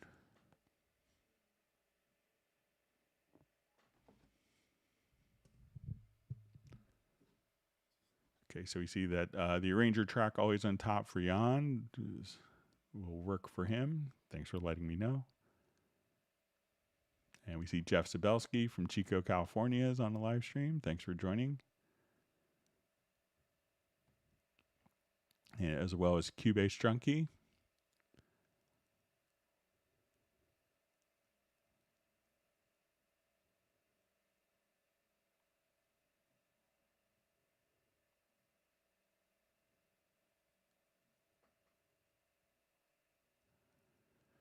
Okay, so we see Jeff Sabelski is Smasher number 60. So if you haven't hit the like button, make sure you hit the like button or subscribe to the channel.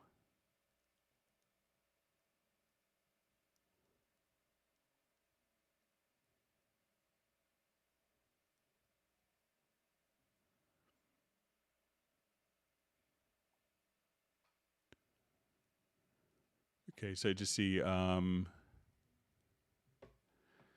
Greg. Is it possible to create chords in the key editor that have each note not quantized but a little off, like when I play keyboard?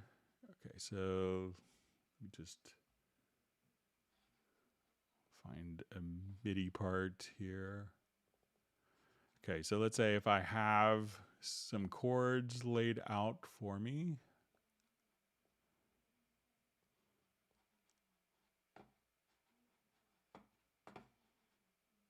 Just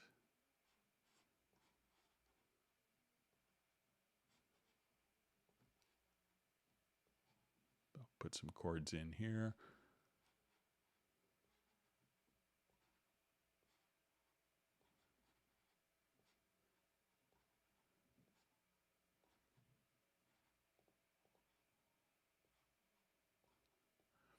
Okay, so let's say we don't want all of the attacks to be in the same exact area. So try, you can see this little tool here, the trim tool.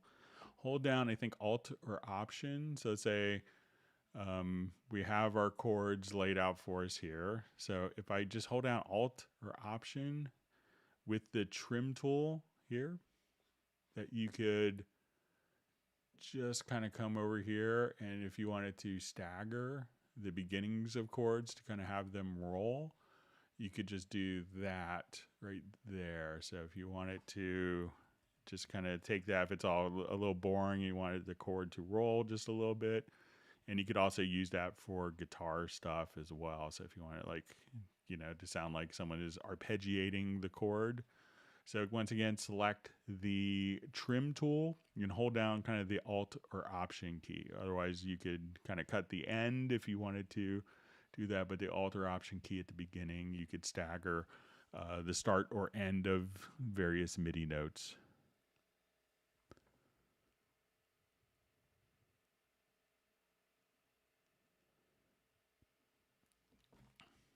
Okay, so I think we covered this earlier, but for vocal editing, what's the difference between Variaudio editing and Auto-Tune? I'm new to Cubase, so you know, one is Variaudio is integrated and it's part of the Cubase audio editing and not just a plugin. And if you have Variaudio, you know, most people, you know, don't need to buy other tuning solutions, so you could save money on not having to buy, you know, other tuning solutions if you don't need them. But, and we covered it, I think it was like one of the first questions in the live stream if you wanted to jump back.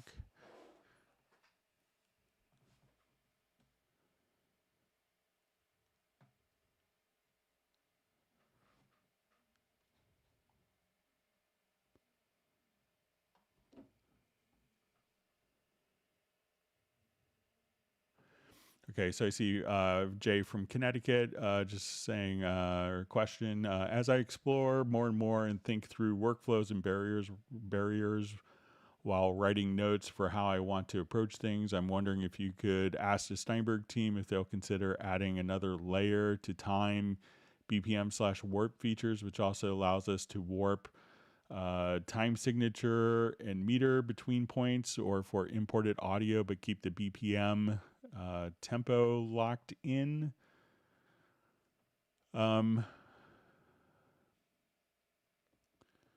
So if you could tell me why you want to change the meter but not the tempo, that would be helpful, Jay. So, you know, you could, you know, keep the meter, you know, like when you use, like, let's say if I have, you know, this audio file here, you know, I want it to, you know, do time warp stuff. So, you know, as I come here, you know, we could adjust, you know, just right here and say, okay, I want it to, you know, let's say I'll add a signature track here. So, you know, at this point, if I wanted to say, okay, we're going to have a 2/4 bar, and then here I want it to be 4/4, but the tempo is the same, but you know, maybe we're, you know, changing different elements here. But if there's a kind of like a specific workflow of what you're not able to do currently, and how you want to approach it, just let me know. So.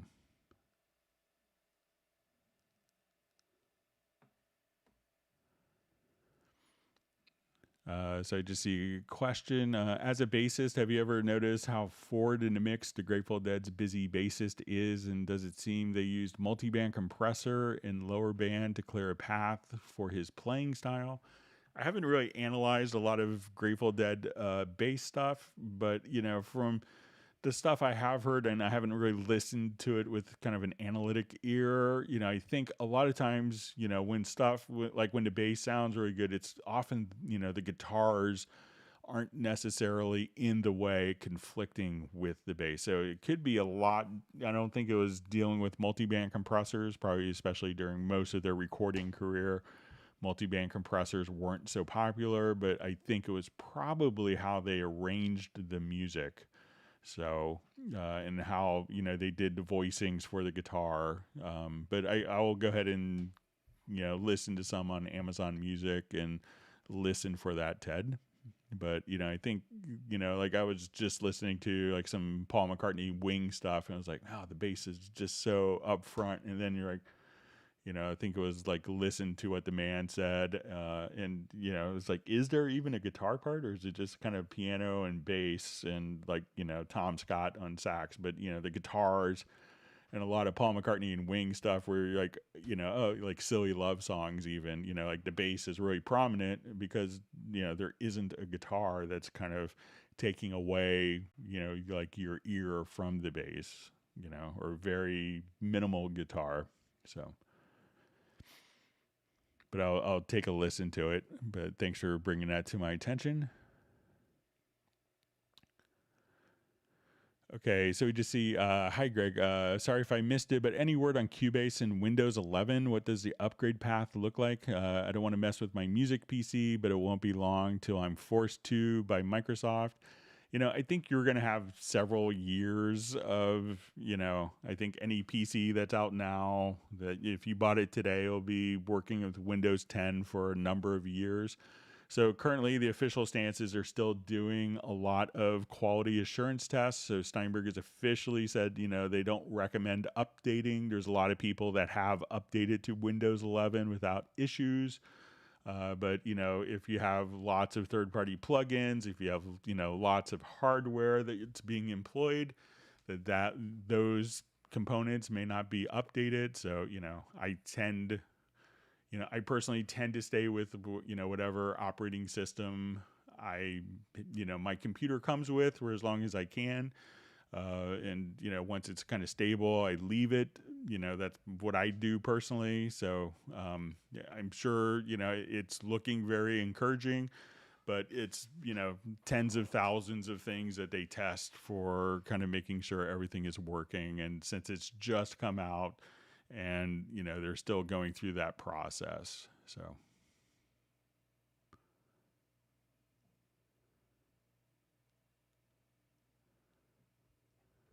Okay, so just see a question.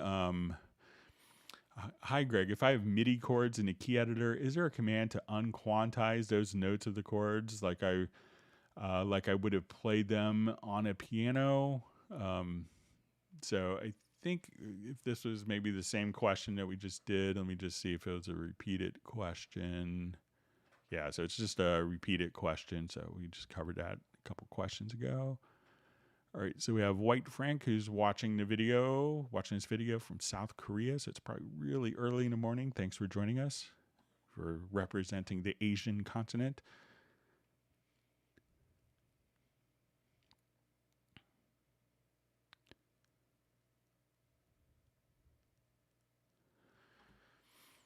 All right, so we just see a question. Is it possible to humanize the tempo track? Okay, so let's say I have a tempo track here.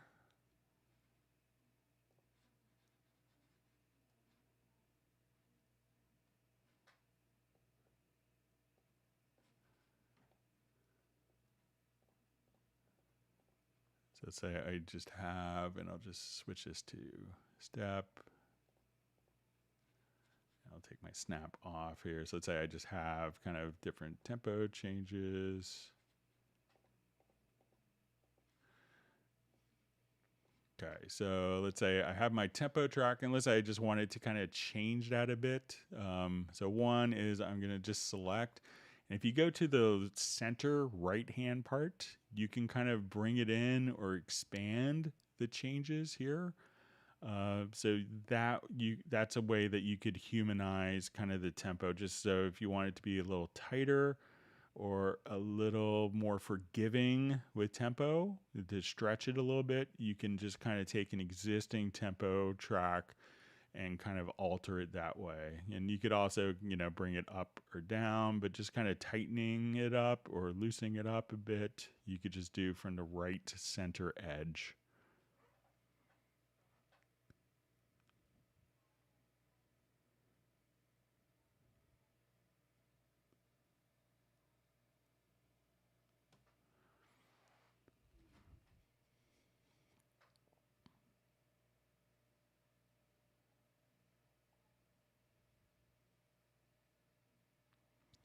And we can see in regards to Windows 11, it had no problems with Jazz Dude just saying he's been kind of running it. All right. It hasn't been a problem, but no real advantages.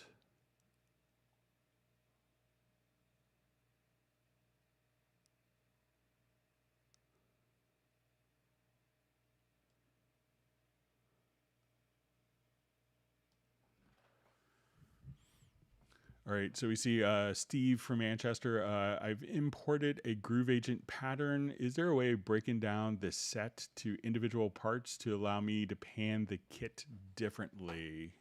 Okay. Okay, let me just go to this project here quickly.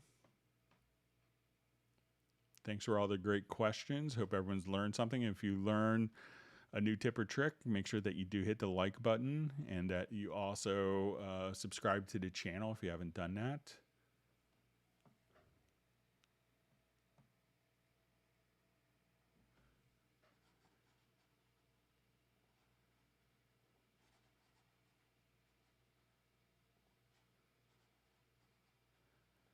Okay, so I'm just going to drag this out.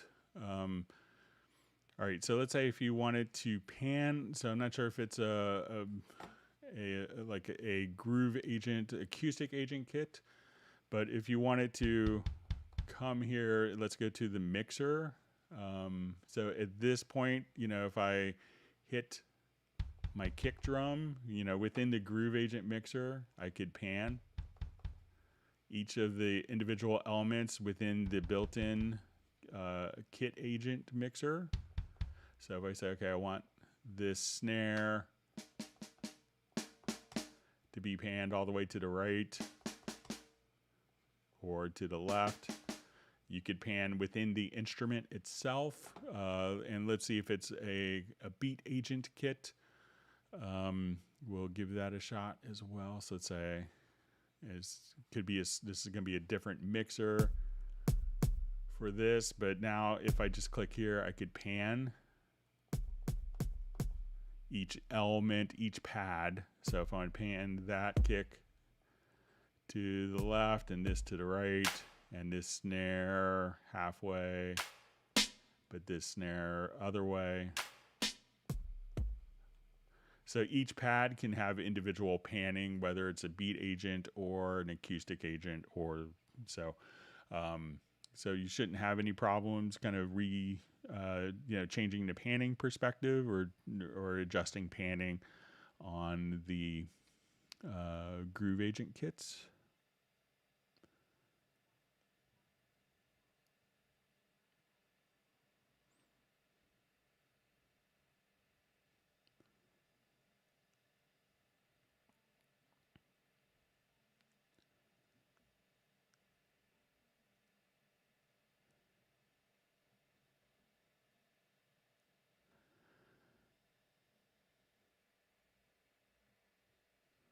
Okay, so we see from Jeff Sabelski, he says, hi, Greg. I'd still like the pool window to show the Mixdown folder contents, and I found exporting cycle markers feature works so well now that I finally tried it. Q behaved weirdly so far. So I think that if we do a Mixdown, it could be that it's, not, if the Mixdown isn't part of the project, that it may not show up in our pool window. So let's say if we come over here, we have our pool window, so we have audio. So I'm going to do just a quick mix down here.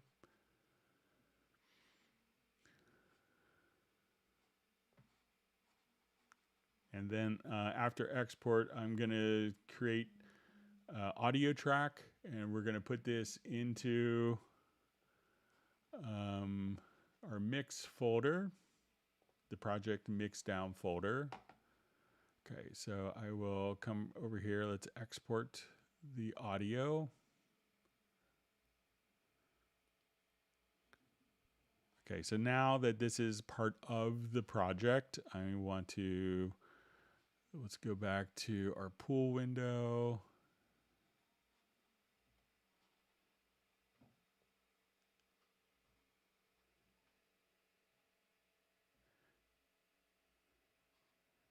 All right, and let's look at the date.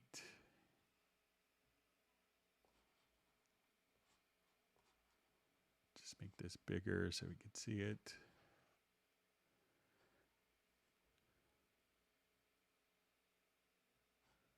All right, so it's right here. It shows up in the pool. So this, you know, if we look at this, this will be, you know, into our audio folders here. So, you know, it's the reason it doesn't show up in the pool, the Mixdown folder, is because the pool is showing audio files that are in the project. So if you exported it and chose to create an audio file, it would then reference, but, you know, and it's going to show up just as an audio file here.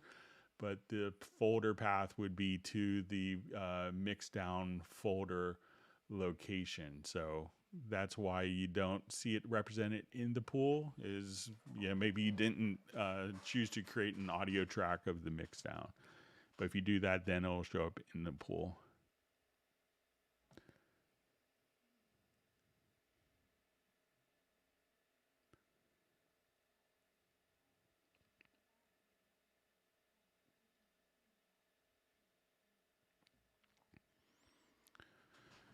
All right, so we just see, hello, can anybody tell me how to enable drum pads on a Alesis V Mini?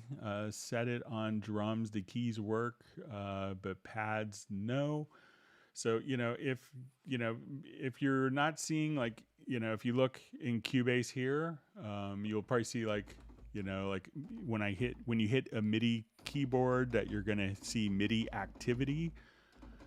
So if you hit your drum pad and you don't see the little activity light here in the lower right hand corner for like the MIDI monitor, at that point, it's not, you know, that would indicate that the Alesis is not transmitting to the computer.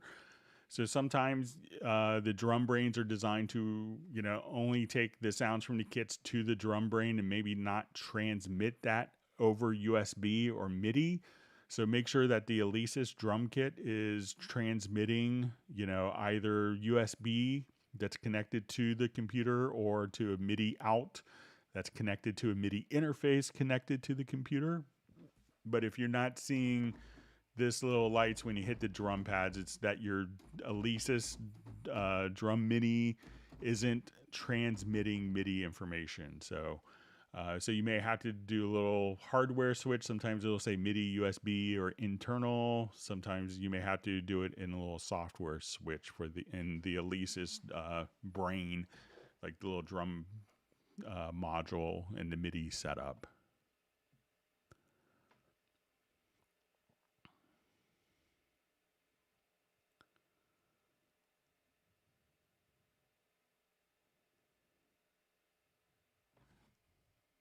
Okay, reading through more comments.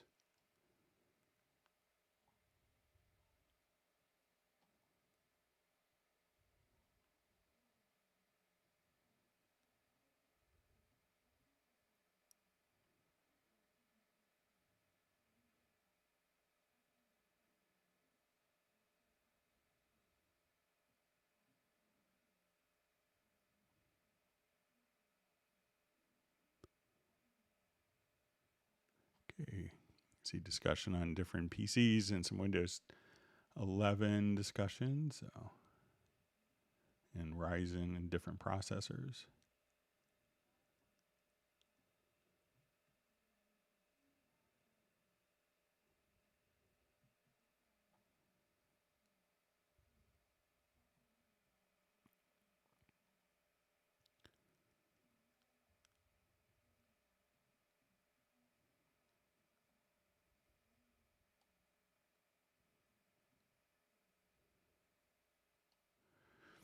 All right, so we see Greg question: can Cubase detect chords from an audio, not vocals, but a full audio track with bass, drums, guitar, piano, etc.? So currently, the audio detection is going to be for monophonic sources, so it's not really designed to work like taking a full mix and having it detect the chords. So Cubase currently is not designed to do that. So.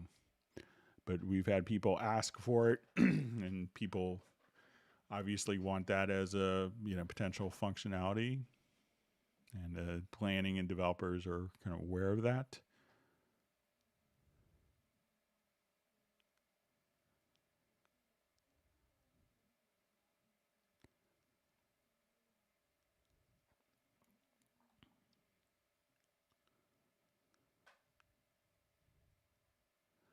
Okay, so we have a question.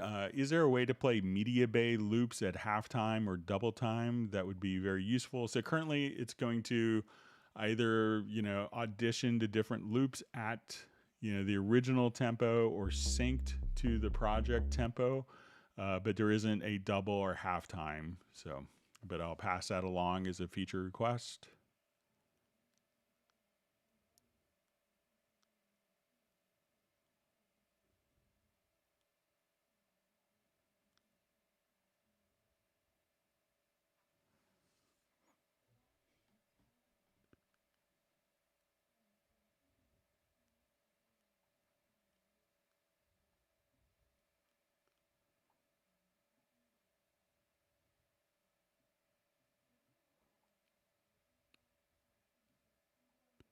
Okay, reading through comments.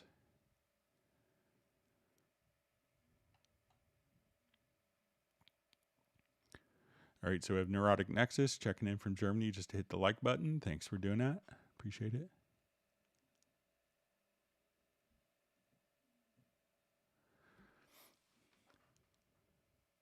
Okay, so I have a question from David Griffiths. Hey, Greg, do MIDI modifiers have an option to apply a small amount of velocity randomness to a MIDI part? I'm thinking hi-hats around 10 to 15 velocity difference. So let's go ahead and take a look. So let's say if I'm here,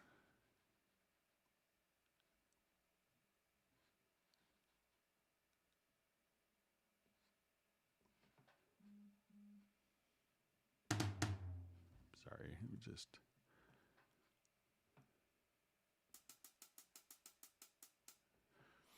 Okay, so, if you wanted to, let's come over here to the MIDI modifiers. So I'll just right click. All right, so we could say, let's go to, velocity compression. So, if you wanted to come here, I think you could even say 110. And you could just, come directly over to, let's get to the MIDI, and we'll choose like freeze MIDI modifiers. So you could have kind of that, but let's say if we wanted to do random velocity, and here we could say, our max value, let's say it'll be 115, and our minimum value will be 80. So now if we do this, we could choose to go to MIDI to freeze MIDI modifiers, and that should do this. Now, when we do this, that will probably do for just...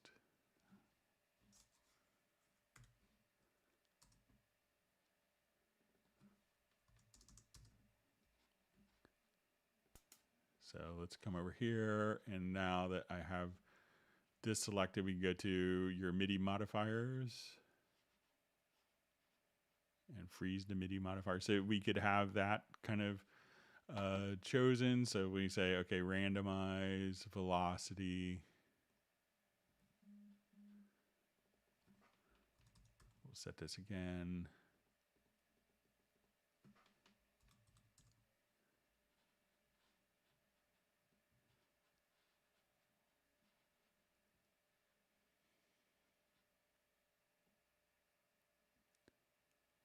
So you could do stuff like that, but you could also just kind of do this easily in a logical editor. So if we wanted to come and go to the MIDI menu to logical editor, we could say type is equal to note. And here we could specify we only want the value 1 of the note to be F sharp 1. And I want to take value 2, which is the velocity, and we could set it to random values between 80 and 120, and we'll set the function to transform. And then you could just kind of we just set this to 120 instead. So now we could just randomize your velocities there as well. So in that way you could do it on just hi-hats versus your kick and snare. So once again, just say function transform, type is equal to note, the pitch value 1 of the MIDI note message is F sharp 1, and value 2 we're going to set to random values between, and you could specify the range.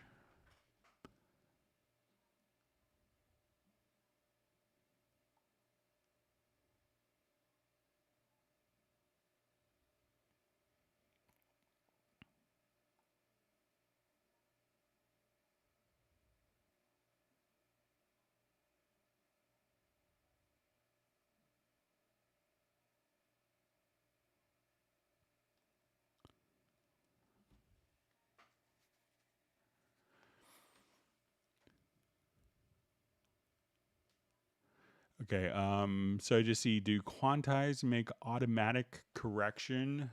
So if we wanted to do quantizing of notes, let's say, I have just a bunch of notes here, and I set up my quantize value to be quarter notes, and I select these notes and I hit Q, we can now correct those notes to, be quarter notes. So now there's different functions that you could do within quantization as well. So if you don't want it to be so rigid or, so mechanical sounding, we could choose to, if you go to the quantize panel at this point, we could add different swing. So say if we undo that and I just wanted to add, let's say a swing factor, I could now also come over here and say, my quantize strength, I want it to be 90%. So now when I quantize, we could choose to quantize, based on 16th note swings. And, have other functions. So it can correct. You could have it as you record automatically quantize, but you could always reset the quantize from your edit menu and just choose to reset quantize, and at that point it will always be working from the original data, so you're not kind of requantizing our already existingly quantized data, or quantized that's been quantized already.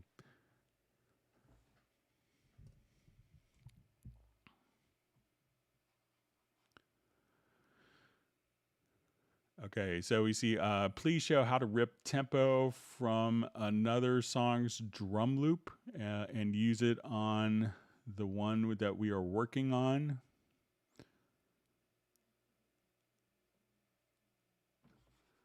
Okay, so I'll just do.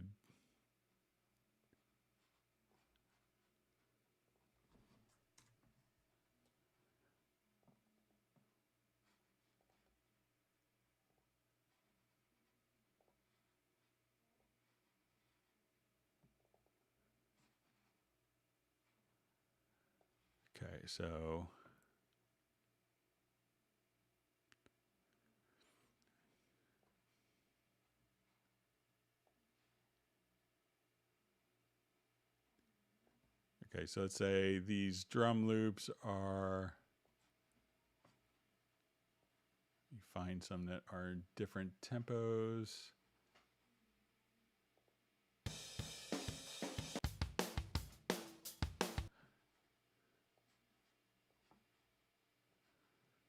Okay, so let's say we have a drum loop that's fast. and I have a drum loop that's slower in tempo. So let's say if I wanted to match, you know, the tempo from this drum loop to this drum loop. So really all we had to do is just kind of come over here, and if you don't see what the tempo is in the name, we could count how many beats the drum loop is. So we say one. So we say this is 8 beats. So we count 1, 2, 3, 4, 2, 2, 3, 4. So 8 beats. So I could go to the beat calculator, and I'm just going to come right over here and say, okay, this is 8 beats. And we can say, okay, that's 170 beats a minute. All right, so let's say this, when I come over here, you know, if I want this to be 170 BPM, I could now go, you know, set. So once I have this set, I could say from the beat calculator, and I could say, okay, this is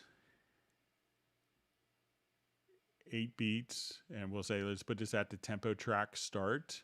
And now what I want to do is to place this, so that placed 170, and we want this to be in musical mode. So now when we play this together, we're going to take the tempo of this top loop and apply it to the bottom loop.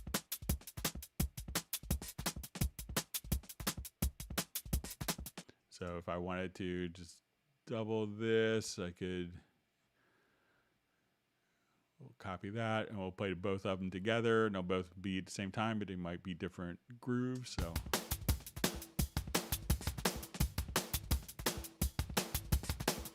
So that's how you could take the tempo from one loop and apply it to another loop.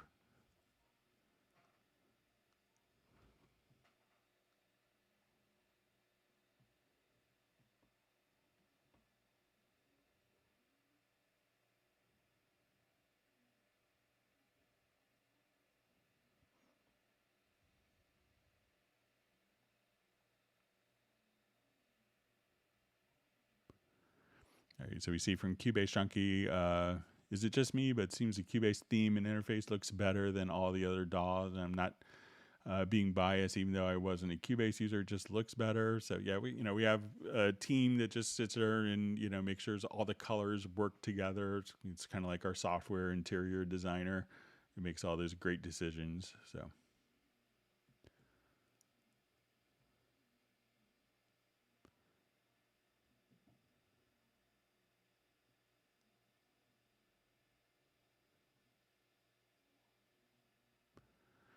All right, so we just see from Neurotic Nexus, what does the ASIO latency compensation active by default actually do and activate it in the preferences?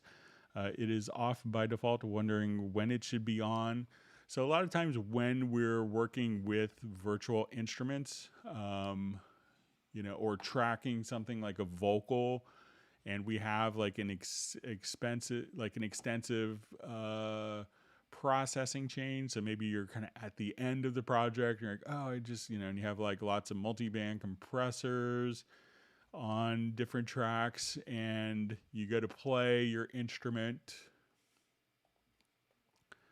So let's say I now come over here to this instrument, and you see that when I click on the instrument, so I'll just click really loud with my mouse finger so you could hear it. You're going to notice a delay.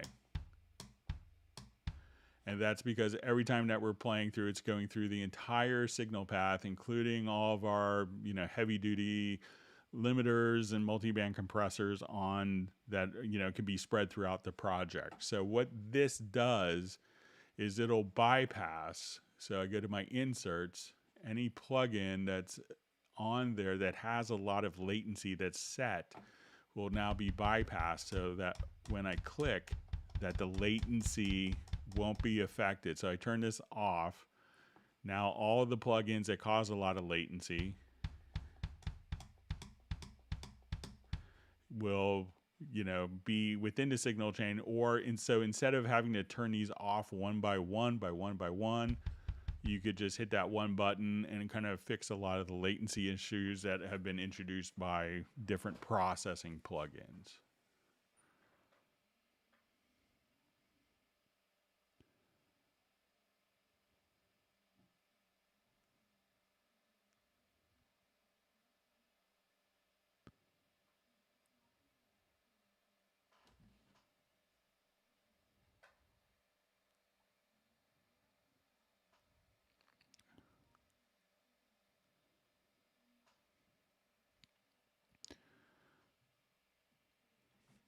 So just see a question. Hi, Greg. Is there a department at Steinberg where you can submit new request ideas for later Cubase updates? So you could always, I think in the form that there's a whole section dedicated to feature requests on the steinberg.net/forums. But you could also ask them here. All the questions that we do in the live stream get sent in. And they, read through them pretty thoroughly, going through all the different all the different questions are asked, the frequency of particular things getting asked, but you could also send it to me at clubcubase@steinberg.de as well. All right, so we have Fred Robinson from Norwich. Thanks for joining us, and you don't have to apologize for being late.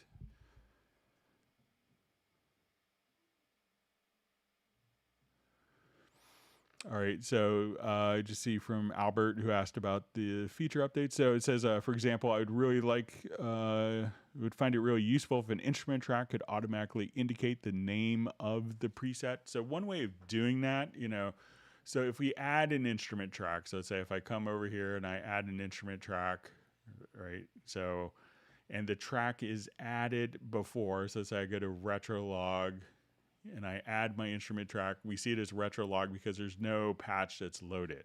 If we go to, let's say, our VST, to our media bay, and let's just go to VST instruments here, and let's say I go to Retrolog and say, okay, I'm looking at this, and I wanted to drag this out. Since we're starting with the preset, that will automatically load up the preset right there for the particular instrument track. So if you're adding just the instrument, the name will assume the instrument. If you're adding the preset that's being used in an instrument, that preset will carry the name over. But, please send any suggestions that you have.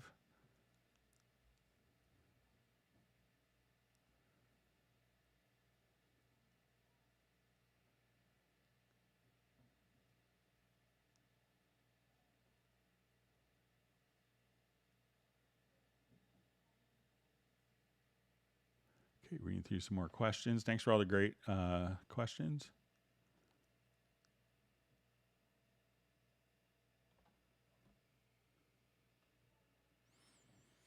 Okay, so we have a question. How can I use audio files with different sample rates in Cubase? I recorded in 44.1 24-bit, but my friends recorded 96K 24.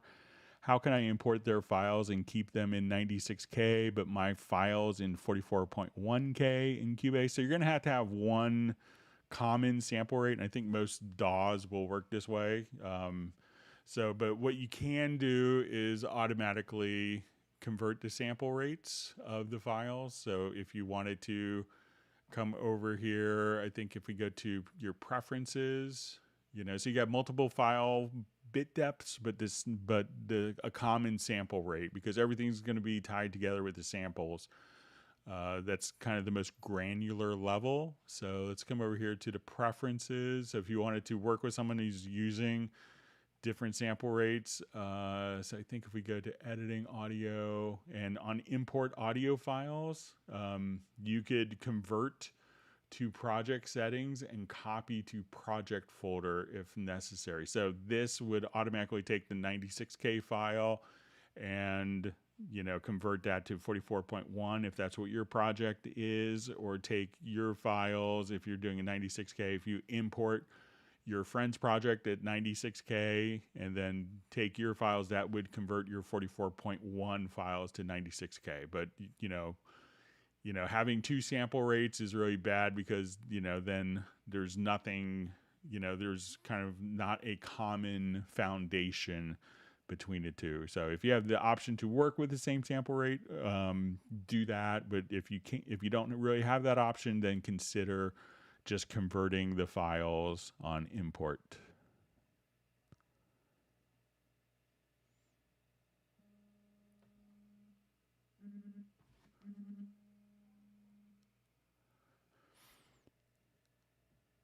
Okay.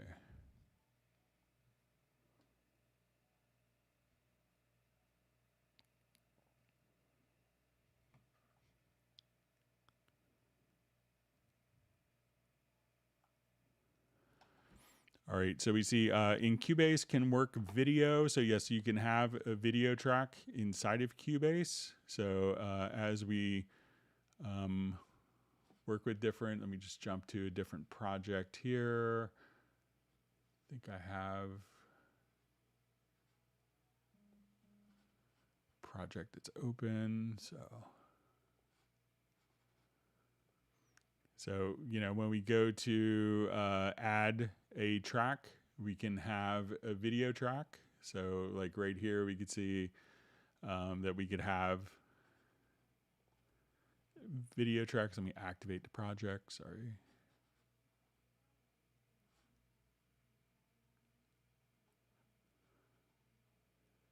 So here we have the video, and if you want to open that up, you could just hit F8 and have the video kind of play back for you there. And you could compose directly to the video inside of Cubase.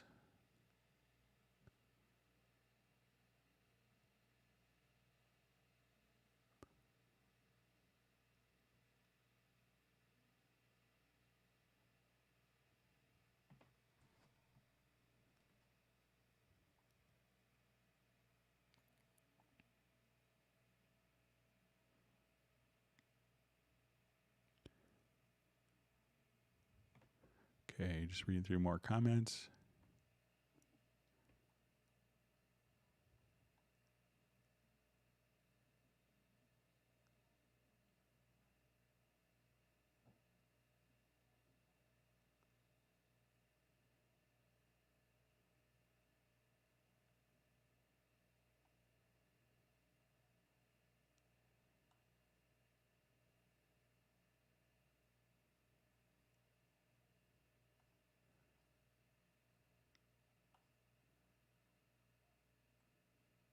All right, so I'm just finding my space in the discussion.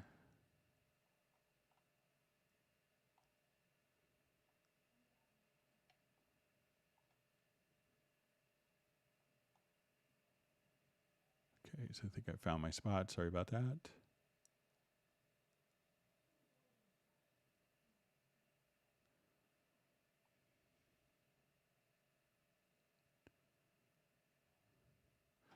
Okay, so we have a question. If I used a sample from the Bloom sample pack that comes with Cubase and a major artist were to use the track I made, do I have to get the sample cleared? So all of the content that you have with Cubase is already cleared and free to use in your projects. So no worries.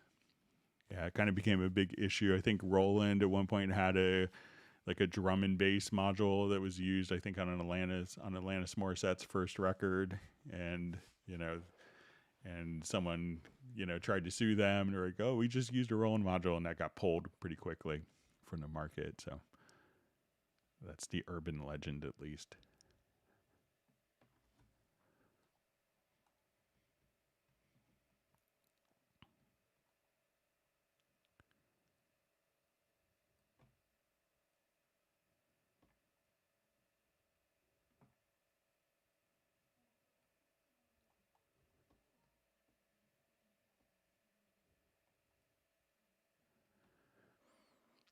Okay, so just see, if you have not covered it in detail, can you please go over the tempo map window and its different features? Okay, so we could do a lot of the tempo mapping directly inside of Cubase on the project window. So I'll just do new.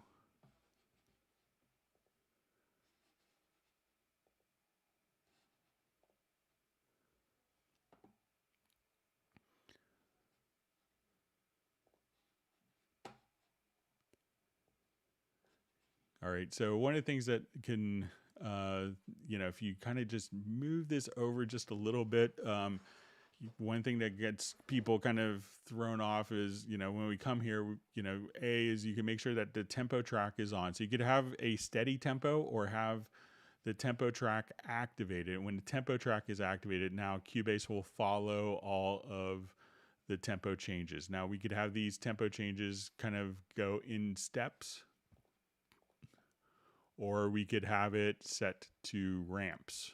So at this point, if I wanted to kind of ramp up between those two tempos, or if we set it to automatic, it'll just kind of do the last setting that we're on. So, but you could do kind of step or ramp. Now, once we have tempo events, something else that you could do from the main project window if you want is just come over here to the time warp tool. So here we could say, this is where measure 41 is going to be. If we had like music, we could say, okay, this is where measure 55 would fall, measure 57, and we could zoom in and say, okay, measure 56 will be right there. So at that point, we could see, you could just move the bar lines and the tempo would adjust accordingly.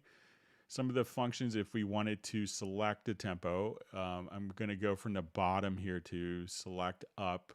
And I'll just, if I wanted to tilt the tempo, I could grab kind of the upper left-hand side or the upper right-hand side to tilt up or down. So if I wanted to do like an accelerando, but still have those tempo changes. If I wanted to increase or decrease the tempo, but still keep the proportionality, I could go to the center, the upper center area. If I wanted to kind of, compress or expand the tempo changes, we could go right here in the the center right edge and have access to that right there. So there's a couple of things you can do in the tempo map window.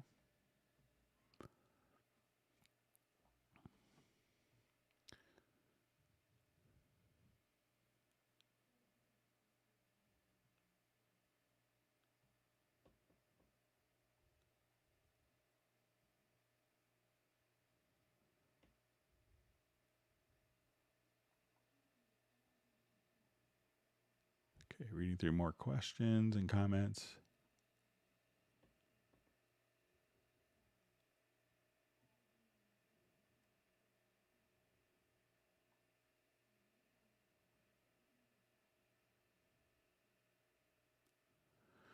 All right, so we see question, is Variaudio going to include polyphonic audio editing in the future? So, I'm not sure. We usually don't talk about future stuff until it's actually out, but, we know that people have been wanting it. There's a lot of kind of mixed results that people have had with other polyphonic editing. So, but, maybe there will be something in just pure speculation on my end, utilizing that in conjunction with some of the spectral layers developments could be really interesting, but that's once again just pure speculation from an outside perspective on my part.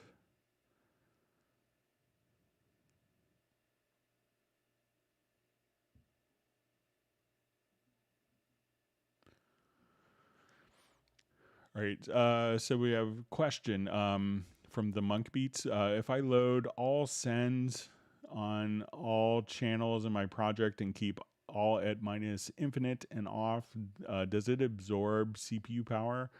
So let's go ahead and give it a try. So let's say I want to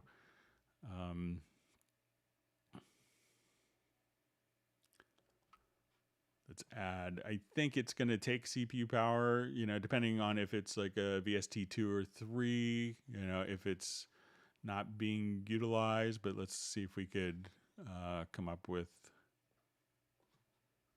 a number of different sends here.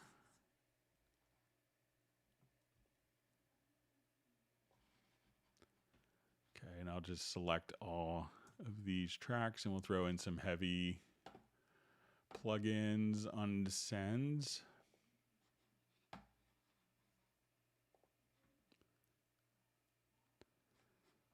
Okay, so I will just activate Quick Link.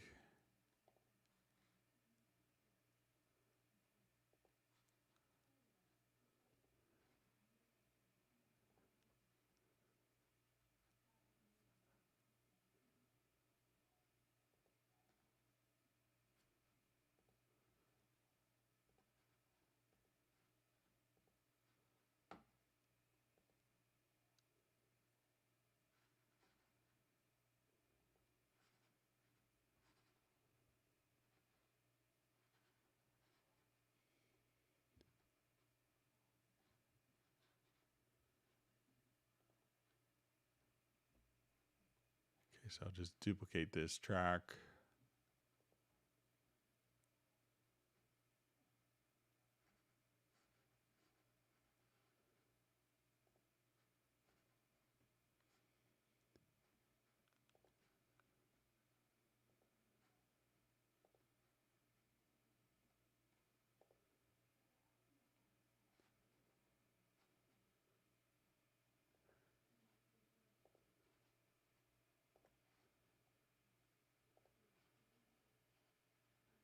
Right, and I'll just load up a preset in each of these quickly.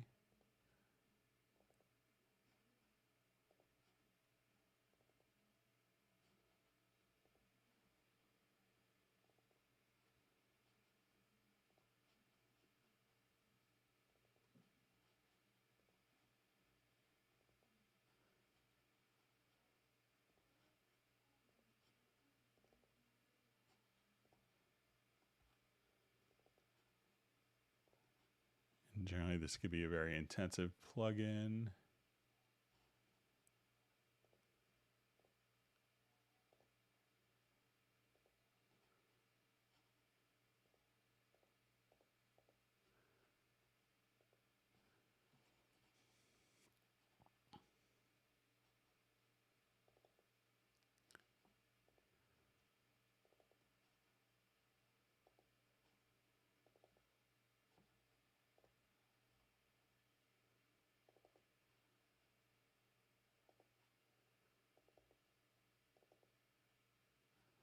Okay.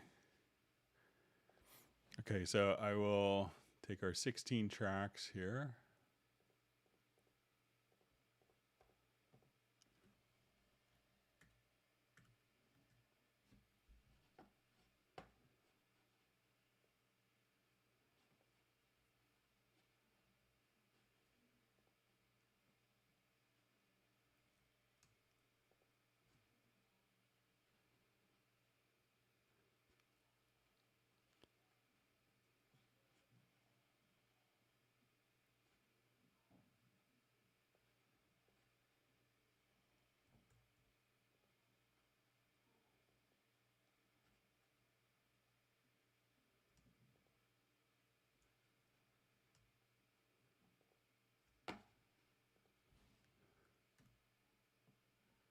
Okay, so I'll just keep this open. All right, so let's say if I do that. So once it's kind of instantiated, so let's drag that to minimal.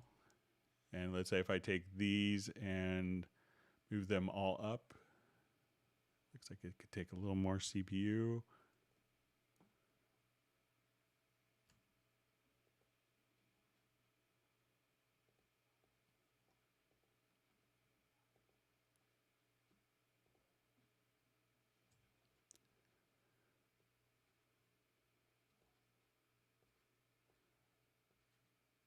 So it looks like it takes the same CPU whether the aux ends, which is what I thought it would do, whether the aux ends are on or not. It's just the actual plugin once it's being used.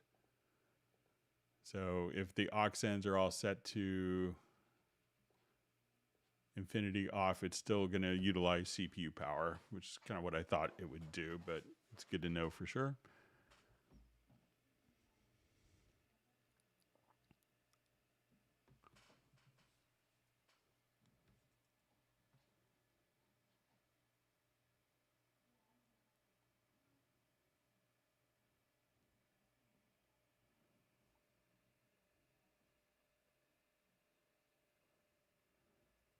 All right, we see there's a lot of interest in new computers being built in different components, so everyone's getting computer envy.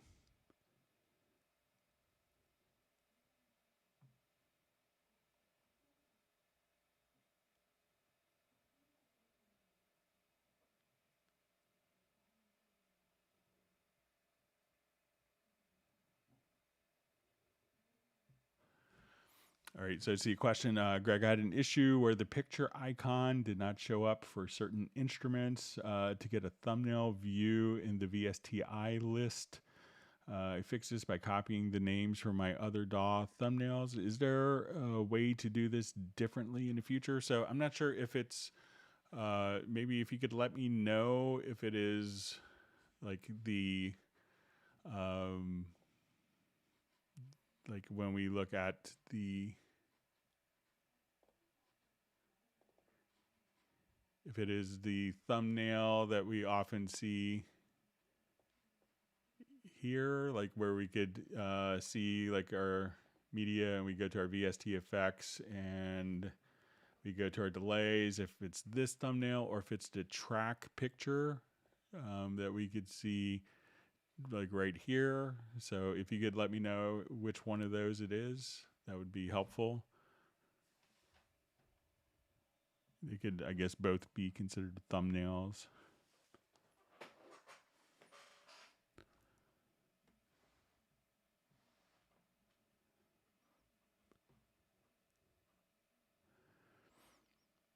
Okay, so we see from Tracy Griffith, is there any version for iPad? So you can get kind of, Cubasis for iPad. So it's not the exact same features and functionality of Cubase, because obviously it's going to be different on an iPad environment and iPhone. But, Cubasis is a wonderful solution for iPad and Android and Chrome OS. So.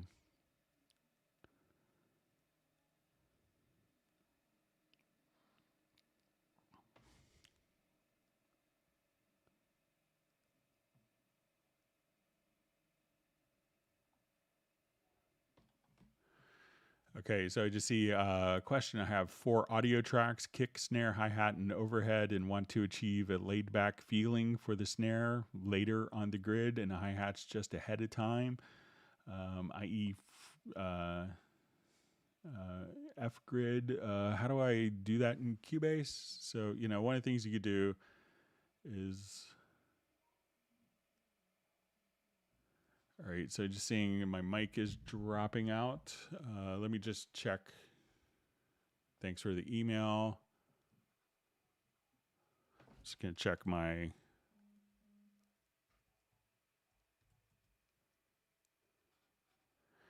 all right, let me see if I could switch over off of my Wi-Fi without... so I have my Wi-Fi turned on, I usually do wired. So let me see if I could switch to my wired Ethernet. If not, I may have to restart. So bear with me just a second.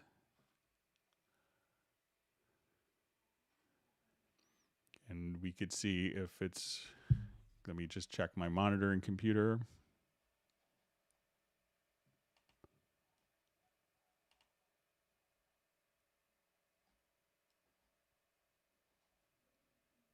Thanks for letting me know.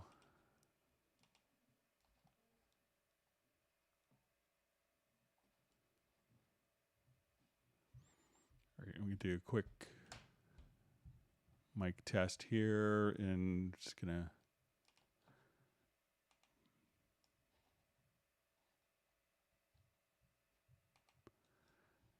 I'm just gonna do a quick monitor.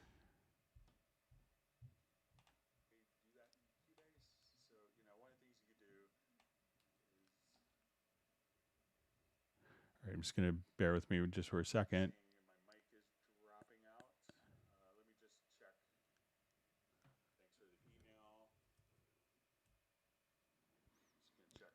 All right, just bear with me for a moment, and we'll get back to the question.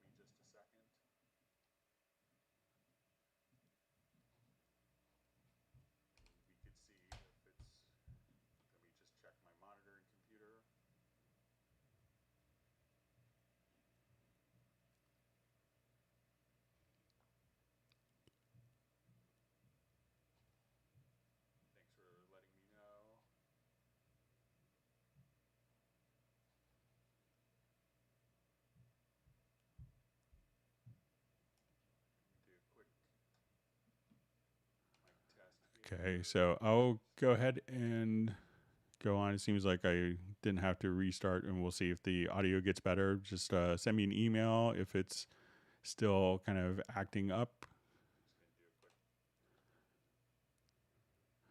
Okay, so let me just go back to the question that we were on.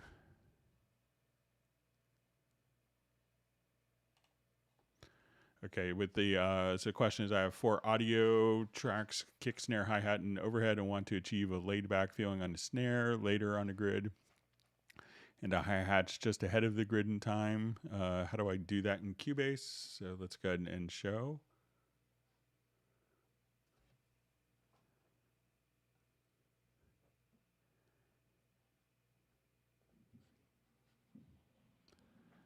Okay, I'll activate this project here.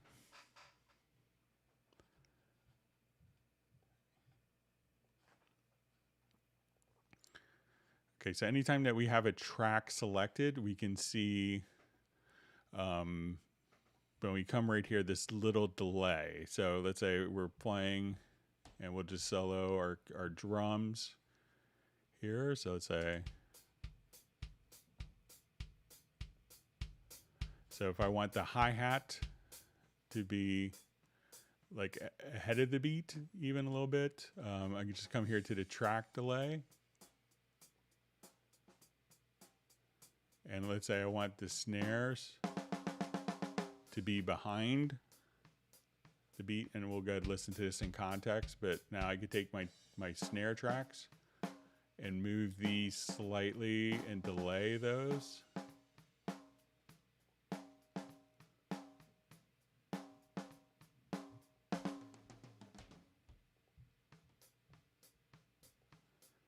So now, so it's probably too much, but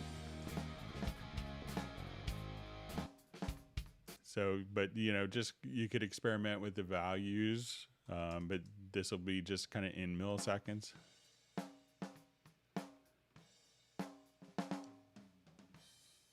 right, and let me check. Sorry, my monitor again. Sorry about that. Let me just.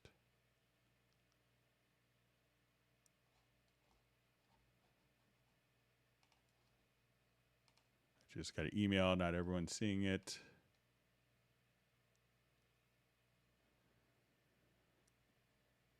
All right, so I kind of have my monitoring computer. It seems like it's okay here, but maybe it's there's a delay between when I transmit to when it's actually sent over. So let me know. I'll just say the time now is at 5 minutes to 4, so we're about 2 hours and 55 minutes in. So we'll just see if it kind of stabilizes again. All right, sorry about that.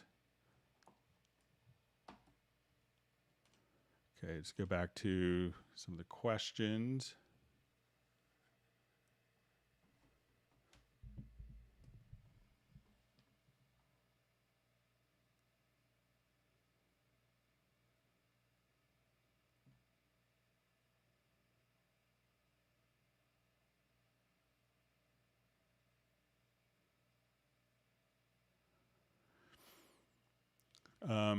So we just see question, is there a way to change the preferences so that groups don't always display the automation volume on the workspace? They seem to be the only tracks that show this, and I always accidentally adjust it. So let's say if I wanted to come here and I'll add a group track to that.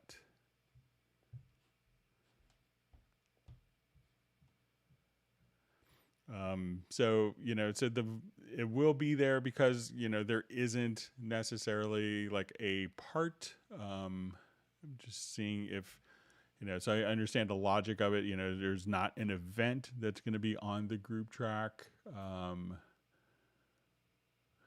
Just seeing if there's a way to lock the volume to it. But I don't think there's a preference to that. But since there's not an event there, that makes sense that the first event that you would see would be volume. But I'll pass that along as maybe an option for future.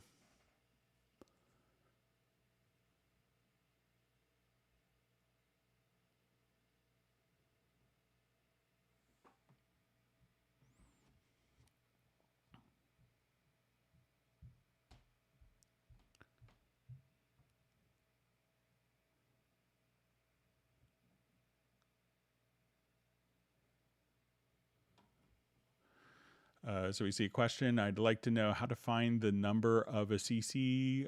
My plugin don't accept MIDI learn, and it's not in the manual with which numbers are assigned. Thanks again. So if you have a plugin that doesn't have a MIDI learn, one of the things that you could do, and so it may not be assignable. In a plugin, not all plugins allow you to do that. So let's say if I open up something like Retrolog, which will allow you to do that, but what you could do is go to your quick controls and then click on learn here. So we could set up your quick controls under your studio setup and go to your VST quick controls, and we could have your MIDI CC message here for the 8 quick controls. So we could define your MIDI CC messages for, generically here, and to assign a particular parameter to a quick control slot. An easy way to do is just to kind of select a slot, click on the L button, and move the parameter. And then that will assign that particular function directly to that quick control slot. So if your VST instrument doesn't respond to MIDI CCs for a particular parameter, you can just kind of, come right over here, select a slot, click on the L button, and move the parameter, and that parameter will automatically be assigned to the quick controls. And so that could be, like a limitation within the actual plugin itself.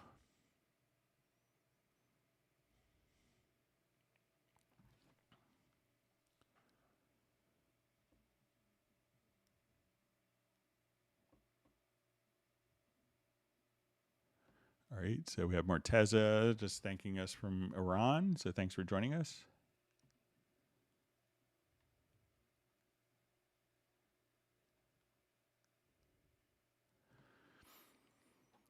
All right, so question, is there a way to 100% get a video to run in Cubase? I don't know anything about video. It's so frustrating. So video is frustrating because there's a million codecs.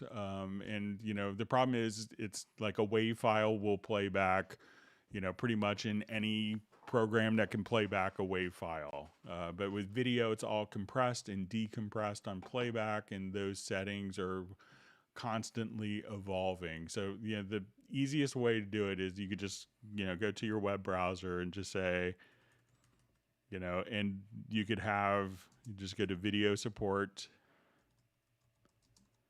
in Cubase, Nuendo, Wavelab, Dorico. Just search for that, and there's a help center article, and this will allow you to find the supported video formats in which container and kind of all of the codec information here. So you can say, okay, I want it to be an MP4 file.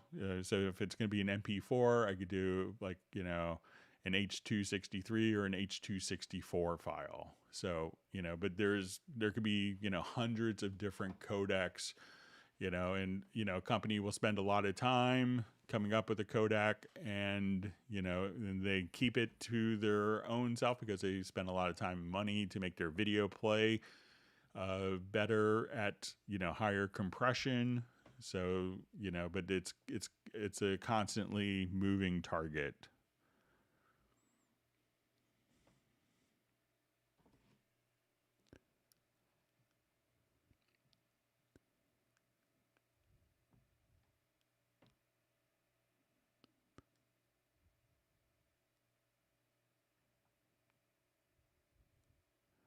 Yeah, as Jazz Dude said, there's too many codecs. So, but if you kind of keep within those parameters, you should be all set.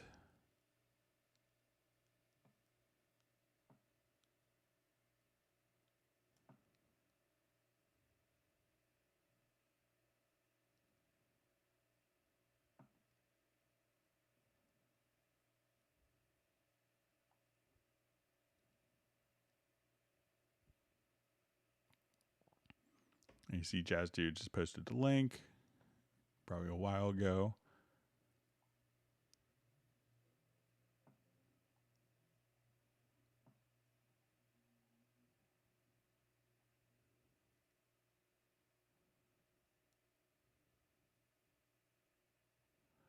All right, so we have Graham Witcher checking in from Royal Wootton Bassett. Thanks for joining us.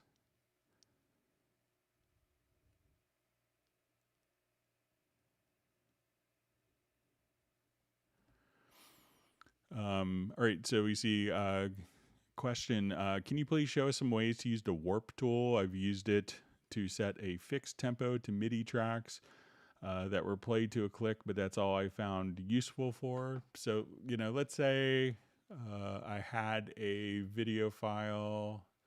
I was composing to video, and let me just...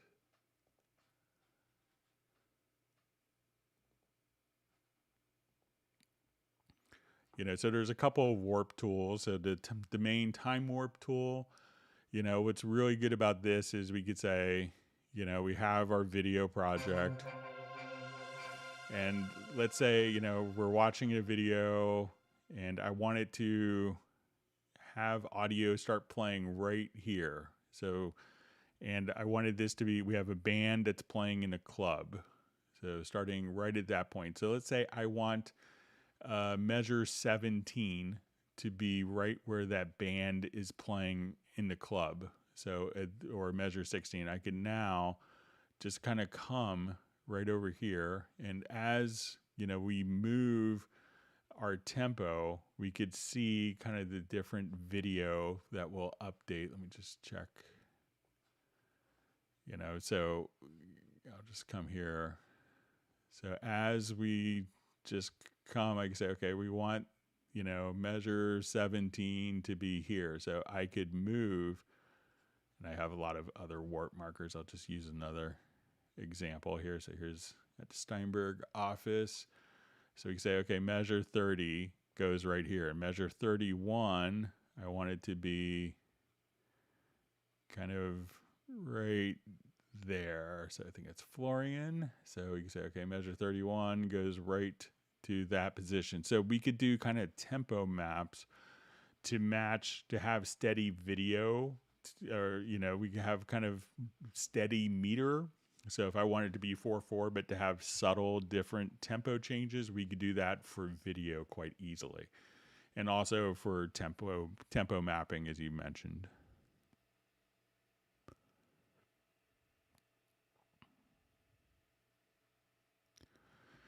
Okay, so we see, hi Greg, how do I use the slide function, alias Ian Kirkpatrick in Windows? So I think what Ian does a lot, I have to give Ian a call, I haven't talked to him in a while. So we'll show you. So let's say I have a guitar part here, and let's say this guitar is, so I know a lot of times what Ian does is he, very meticulously goes through, different loops. So let's say we have this as a loop.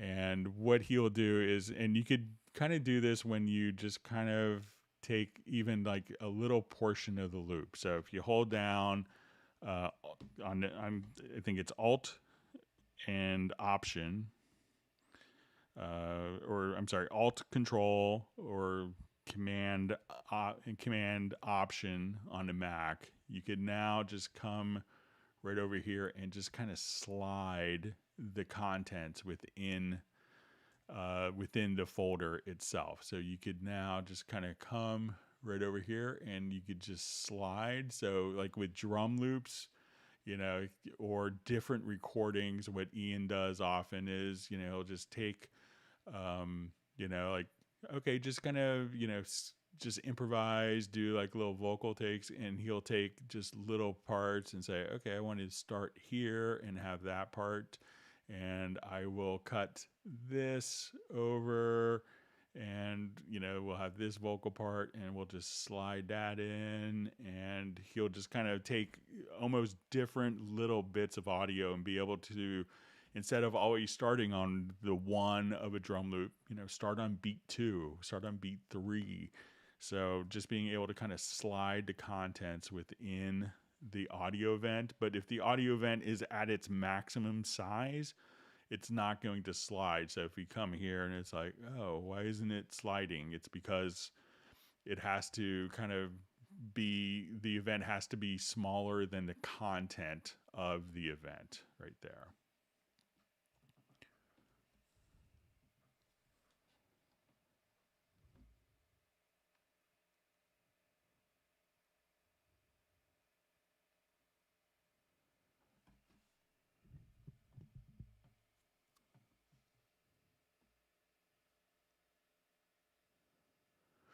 Okay, so we have a kind of looks like a further clarification from Jay in Connecticut. The reason I want the tempo BPM locked in and the ability to warp time signatures is because when dealing with audio, it's virtually imperceptible. However, I noticed that composing pre-recorded audio with hybrid arrangement of notation orchestration, that keeping clean measure blocks for virtual instruments becomes jumbled, imbalanced, warping tempo.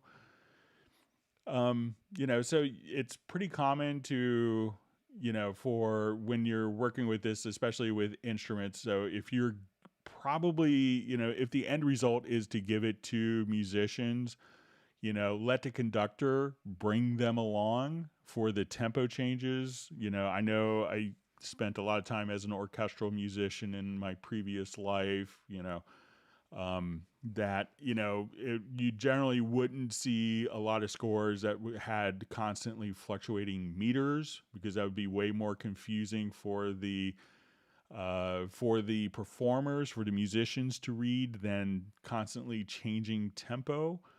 So, because they will follow the conductor. Musicians have been trained kind of their whole life to follow the conductor, and the conductor speeds up, the musicians follow. If the conductor slows down, they follow him and they trust him, and the conductor can work out the tempo changes rather than like every other measure. We're having a 15-16, a 7-8, a 4-4, 3-4, so that is a lot harder for the musicians to deal with than, so. All right, so let's move on.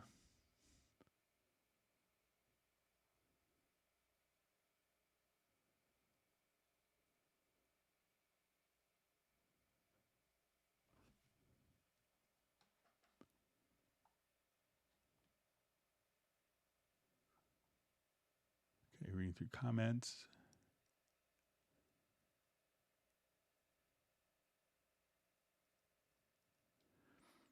All right, so you see Jazz Dude wants people to smash the like button if they need 100 plus. So.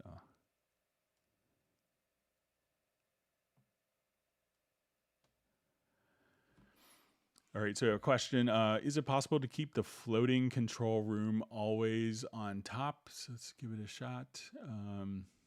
So let's say we go to our control room.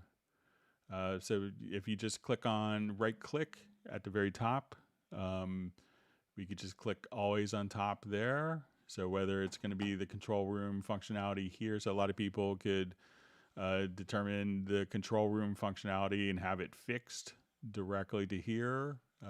But if we go to your studio and go to the control room window, you could just right click and choose always on top. Or if you wanted to have it to the right of this and be able to resize it to match. So some people do this so they could see meters and control room all at the same time. But yeah, so just right click or control click if you have a Mac, and just select always on top.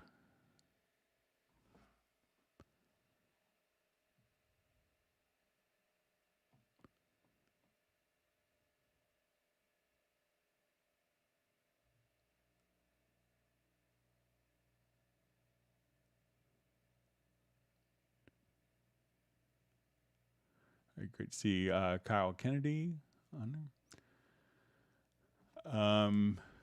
So I see question, what's the least expensive version of Wavelab that offers DDP features? So I think, let me see if I have a Wavelab Elements installed on my system.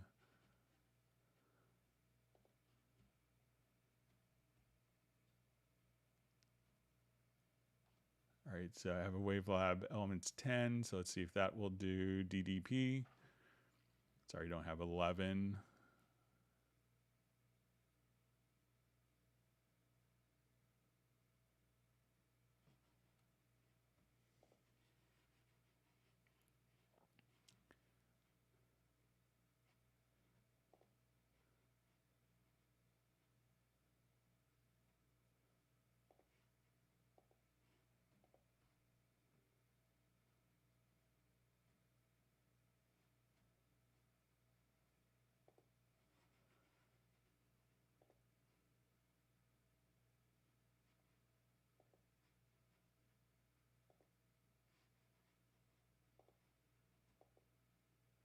So it looks like I'm not sure if 11 Elements has added DDP, but I know the Wavelab Pro, but it doesn't seem like the Wavelab Elements 10 does DDP, so that might be restricted to the Pro version. But I could, if you send me an email, I'll check for next live stream if you want, Ted.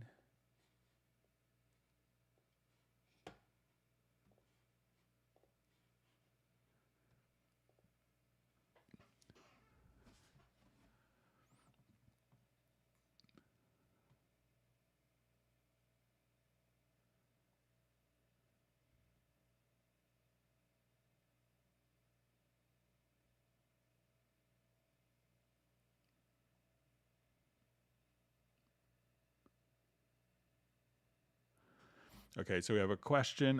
Recording MIDI parts over each other and then muting the part I don't want.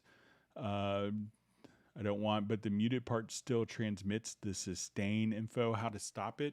So probably when you record, I don't have a sustain pedal hooked up to my controller currently, but it could be that the MIDI record mode is set to new parts. So let's say if I come and let's just have an electric piano part here. So let's say,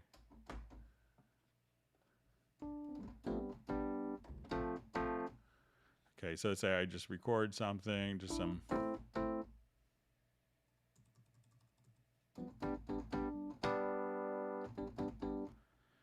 All right, so if I go to record data here, I think the default is set to new parts. So let's say if I record modulation data.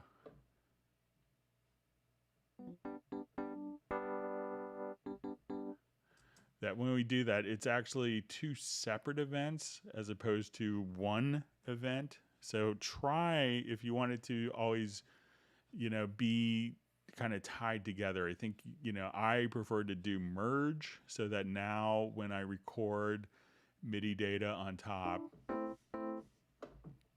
I'm just move my mod wheel. That now that data, when we go to look at it and we just say, okay, let's look at modulation, that my modulation data that I just recorded is now there. And so, make sure that it's not like the sustain pedal is in a part that's over, that's stacked on top of another part. And I think that will do it. So you can go to the MIDI record modes and probably just set it to merge, and that may stop it. And if you do have the other parts on top, what you could do is, let's say if I have this set to new parts and I record, let's say so I just record a lower note here. I'll hit record now. All right, so now I have these two parts. If we grab the glue gun and hold down, I think it's Alt or Option, that now you could just merge those two events so that we will see the data and the low notes, and that will consolidate it into one part. So give that a shot.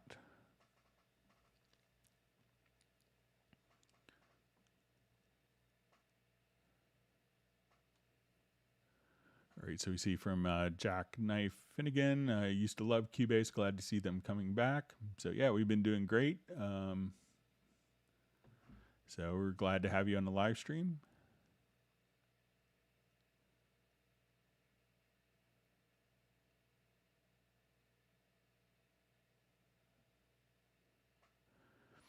All right, so we have a question from Razel. Hi, Greg.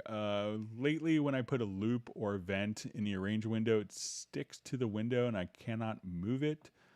And it's not locked or freezed. How can I fix it? Thanks. All right, so let's just grab a loop here.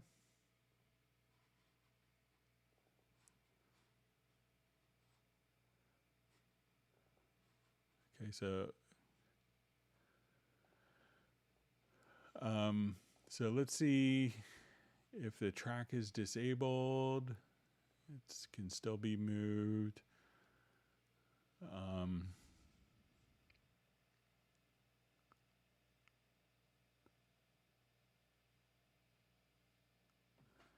right, so let's say if I activate another project.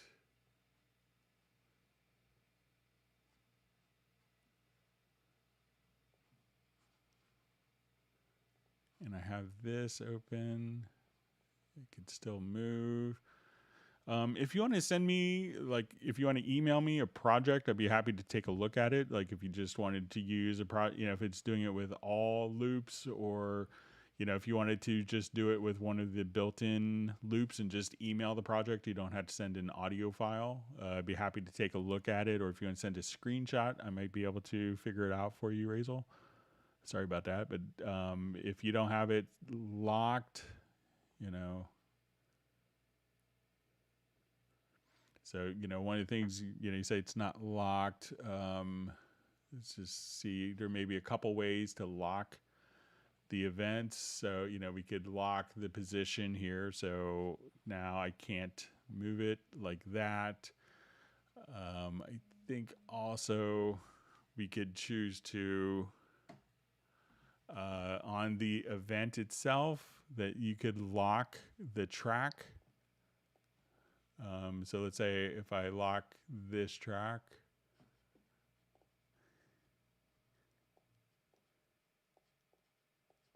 so you could also lock it on the track level, on the event level. Those are a couple of things to check out.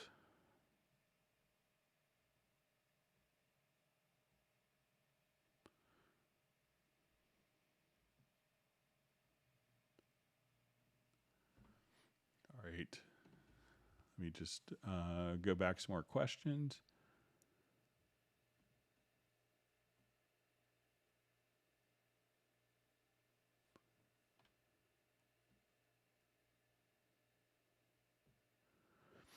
All right, so we just see hi from Southwest France. Maybe this has been asked before, but does Cubase work with Windows 11? So many people are already running it. The official position from Steinberg is not to update yet, that they're still doing quality assurance tests. So, it's really a lot to do with like third-party components, but they're still going through all the quality assurance tests. So, if you don't have to update, just wait a little bit. If especially if your studio is doing like mission critical work. All right, so I just see which version of Cubase is best for rap vocals. So I think if you're going to be doing a lot of vocals, that it makes sense to get into Variaudio so that you can do tuning and have a lot of manipulation of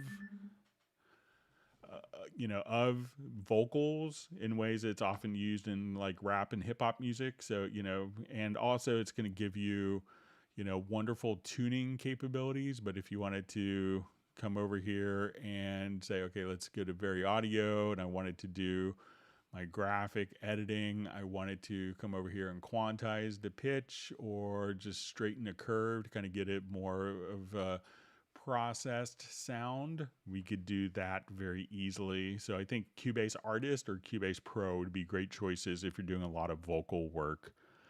Because of the inclusion of Variaudio.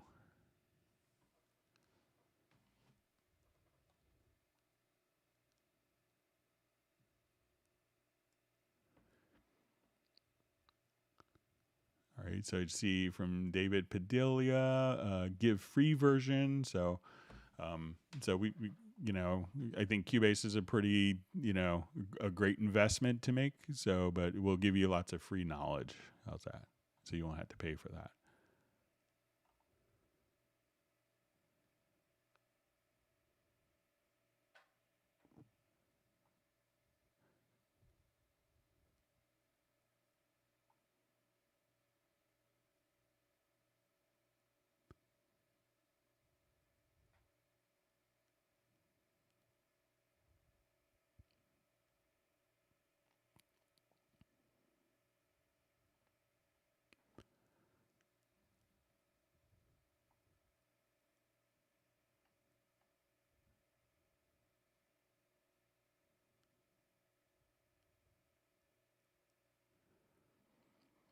Okay, reading through more questions here. So, and we had some repeat questions.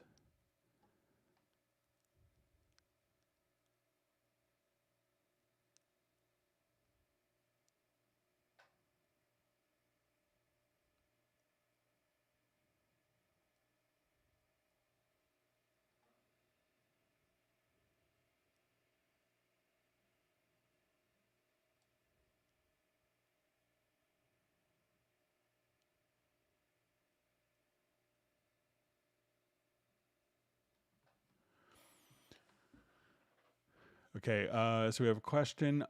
Is there a way to have the score tablature represent the actual guitar fret? Example, fret 12 on bottom E. It seems to stay around 5 or 6 fret as it moves across the strings.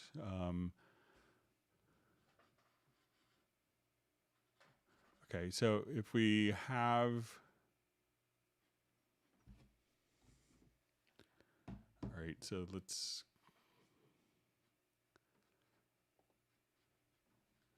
All right, so I will just record just a quick... Oh,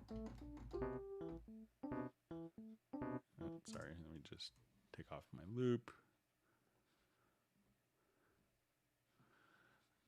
All right, so let's say I'll just... Let me just solo this track, sorry about that. All right, so let's say I will start off with...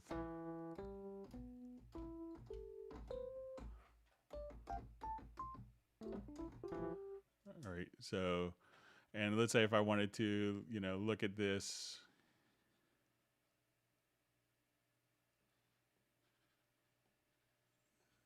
All right, sorry about that. Let me just try one more time here.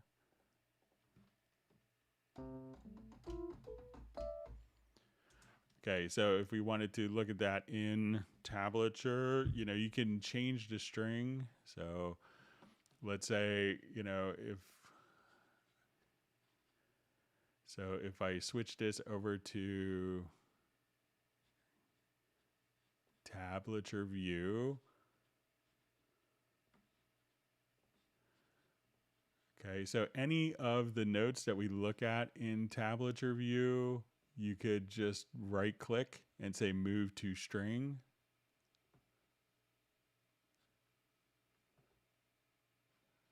So, you could select multiple notes and just say, oh, I want this on the D string or the D string, and it will automatically move and show you those particular notes.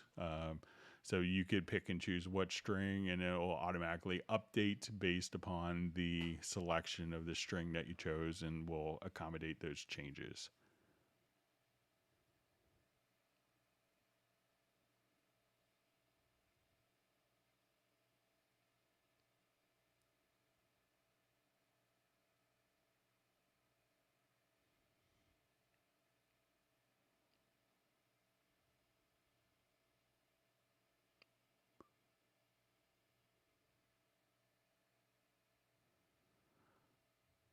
All right, so I just see from Charlie Roden, I was playing keyboard drums. I had AQ on, and when I played it back, the quantization was drifting. As the track went on, I re-recorded it with AQ off, and it was on the beat. Quantize doesn't do it.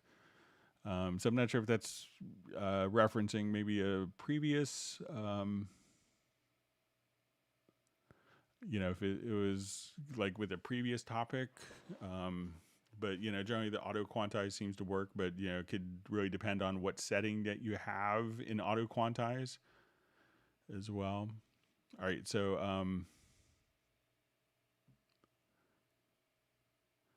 okay, so we see could you go over to the tempo map track? All right, so let's go ahead and take a look at it here.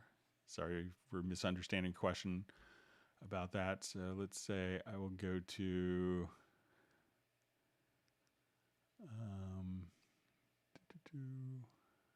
let me find a project I was thinking of.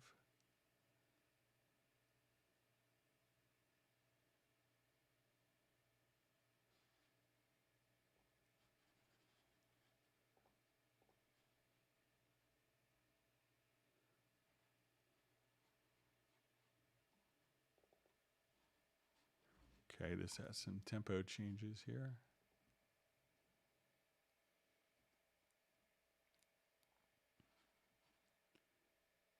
All right, so if we want to go to tempo track here, so a lot of times we'll kind of see, the same type of functionality. Now there's also kind of let me just kind of set my musical range here.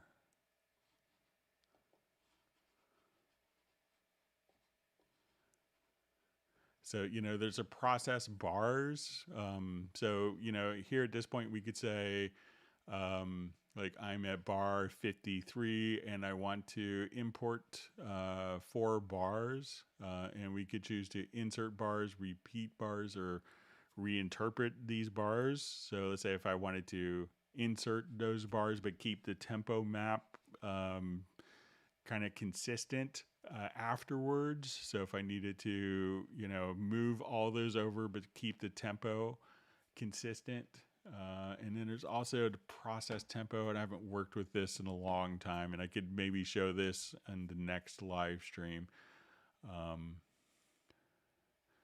So let's say I'll just come over here. And one of the other cool things with the tempo map is you could actually have different track versions.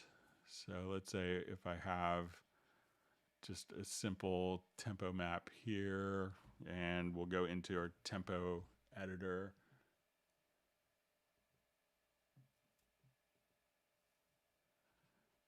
And so let's go to the process tempo. So let's say, okay, I want to do my bar range, let's say from 2 to 9. And then at this point, let's say I need this length to be,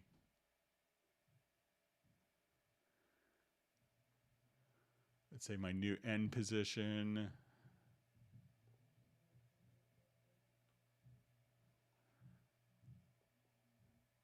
So, if I wanted to do like specific, measures 2 through 9 and have it end at specific times, we could have the tempo handled for that. But I could prepare something for Friday's live stream. Hang on just one second. My son's knocking on the door.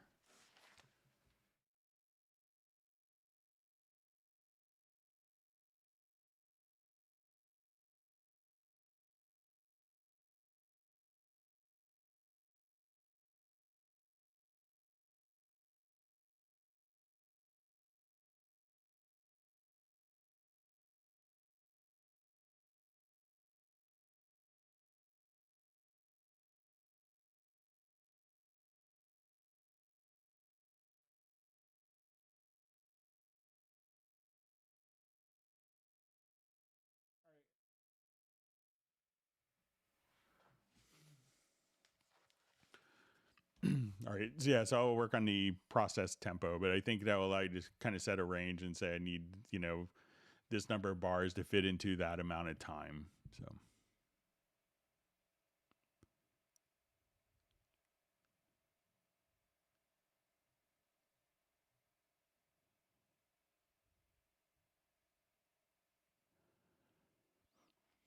all right, so I see a question from Razel, just saying, I cannot drag an instrument or loop from media tab right side to arrange window. Thanks. So check just out of curiosity if you're on a Windows platform. Like if I know sometimes maybe like you're, to see if you're running it as administrator or not, if that makes a difference. So I'm not sure if you're on Windows or Mac, but try that if you're on a Windows platform. I know sometimes for drag and drop operations that can make a difference, Razel.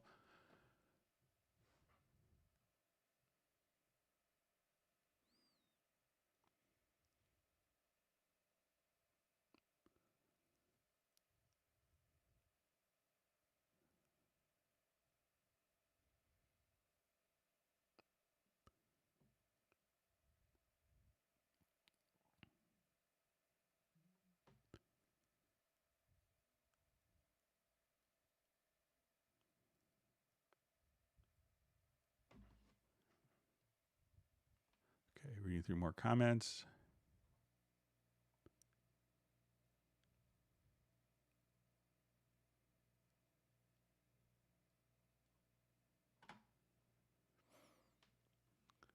All right, so we just see from Neurotic Nexus, something I noticed today. I have now Cubase AI 11, works without dongle, which I never purchased.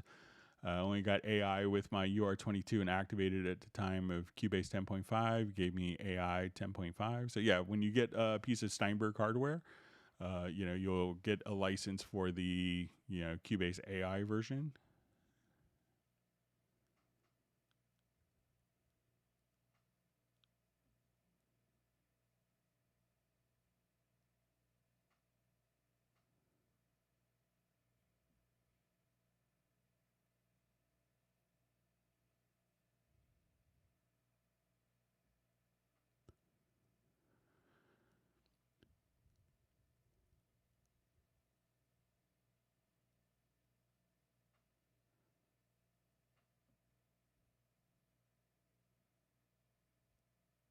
Okay, just reading through more comments. So.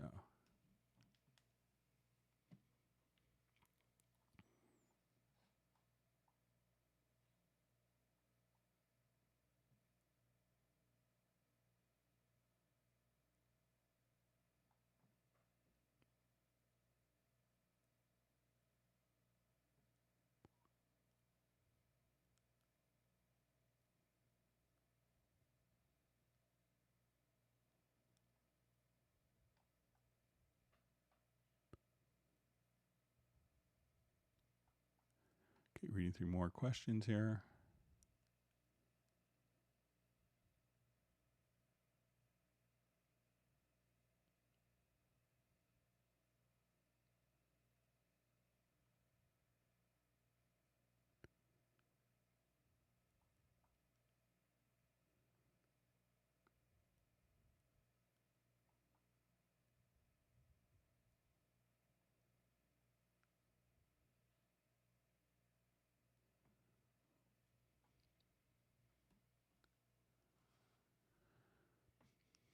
All right.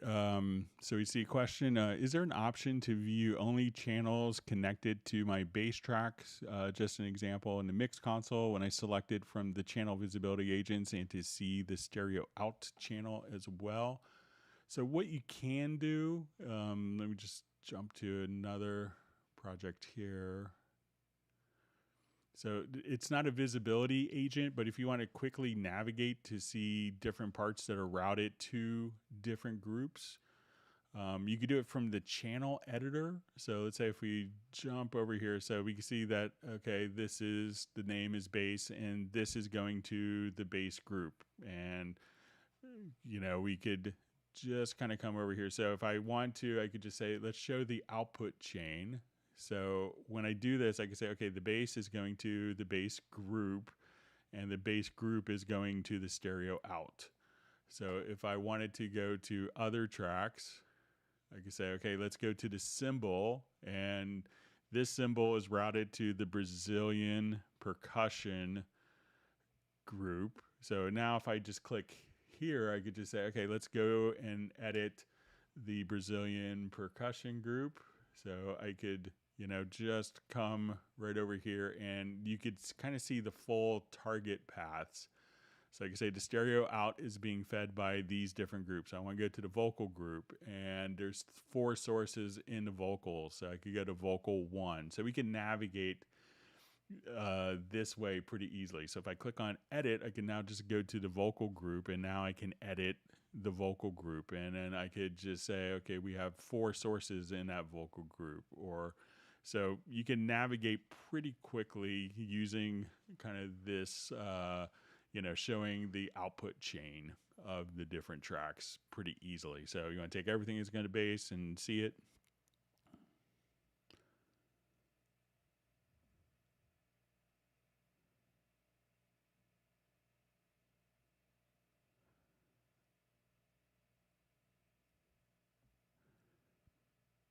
All right, so we see Fred Robinson didn't know about this slide thing. Always learn something. Thanks, Greg. You're welcome. So it's always great stuff to learn.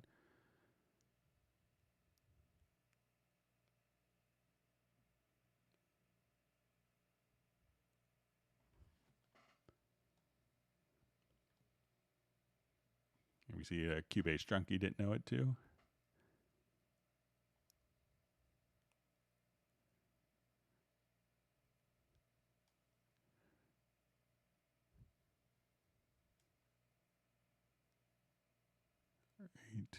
All right, and we have I think it's Digzai Fernando checking in from Norway. Thanks for joining.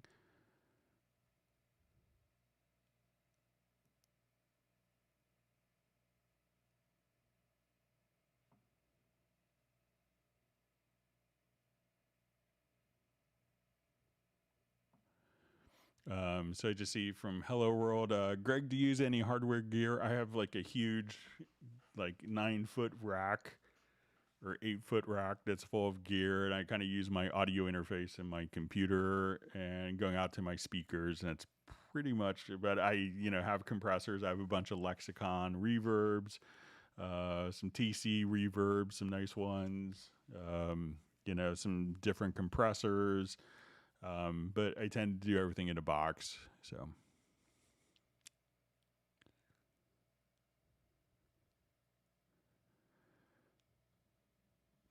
All right. So I just see, Greg, did you ever play bass during the 4th movement of Beethoven's Ninth?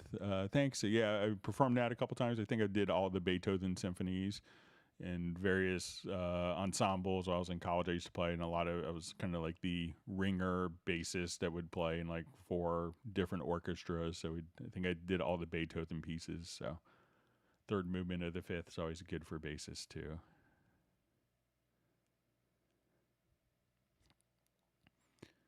All right, so we see from Bobby Rutz, man, been a long time since I've used Cubase. Looks nice. Yeah, definitely check out the trial version. And, we do these twice a week, so we could teach you everything, get you back up to speed on your Cubase journey. Okay, so I think I'm almost caught up, and I'm going to go. I know we had a couple questions that were mailed in. Thanks for all the great discussion. So let me get to those before we run out of time.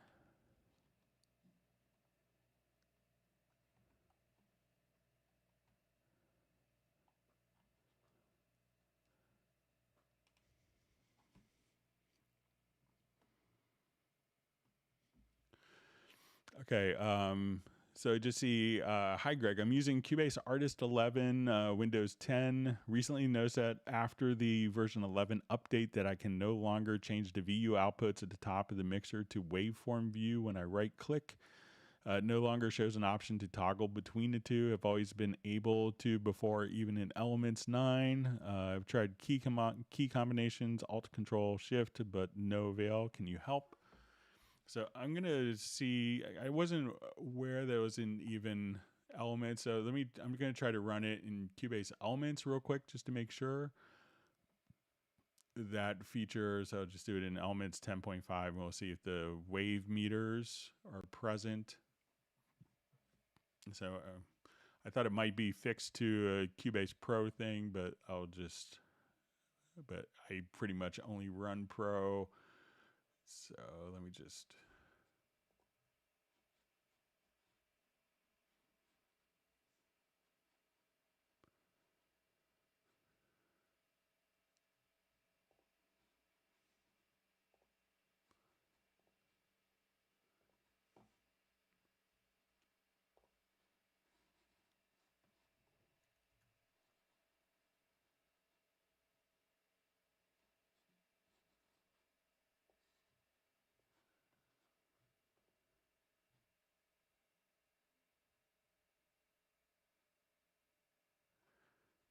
So I see that in Elements 10.5 that the meter peaks,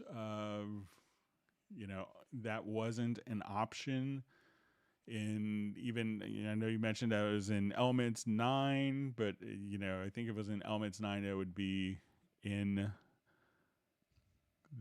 here as well. So, but I'll check with Cubase Artist and make sure. But I thought that was maybe a Cubase Pro only feature. But if you had it, the one thing you might want to try is when you start Cubase is to try start it in safe mode, and you could do that by holding down Alt Control Shift right after double clicking the Cubase icon, or Command Option Shift after double clicking the Cubase icon. So on Mac or PC. And then have it choose to go to the default settings and see if that makes a difference for you.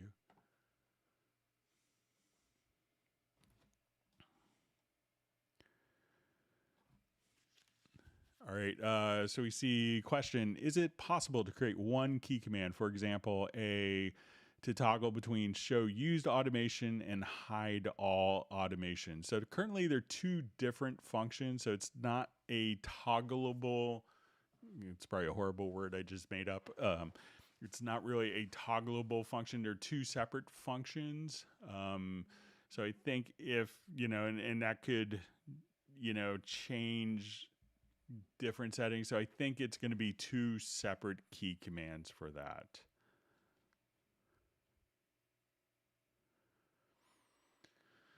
Okay, so I had a question. How can you set up Cubase 11 so that when you're writing automation by moving a fader or control surface, that the automation jumps back to its previous level when you press stop? I've tried each of the automation modes and none of them do that. So say I have a level of channel at -1 dB, I press play, move the fader up and down writing automation. When I press stop, I want the last automation mode to return to -1 dB.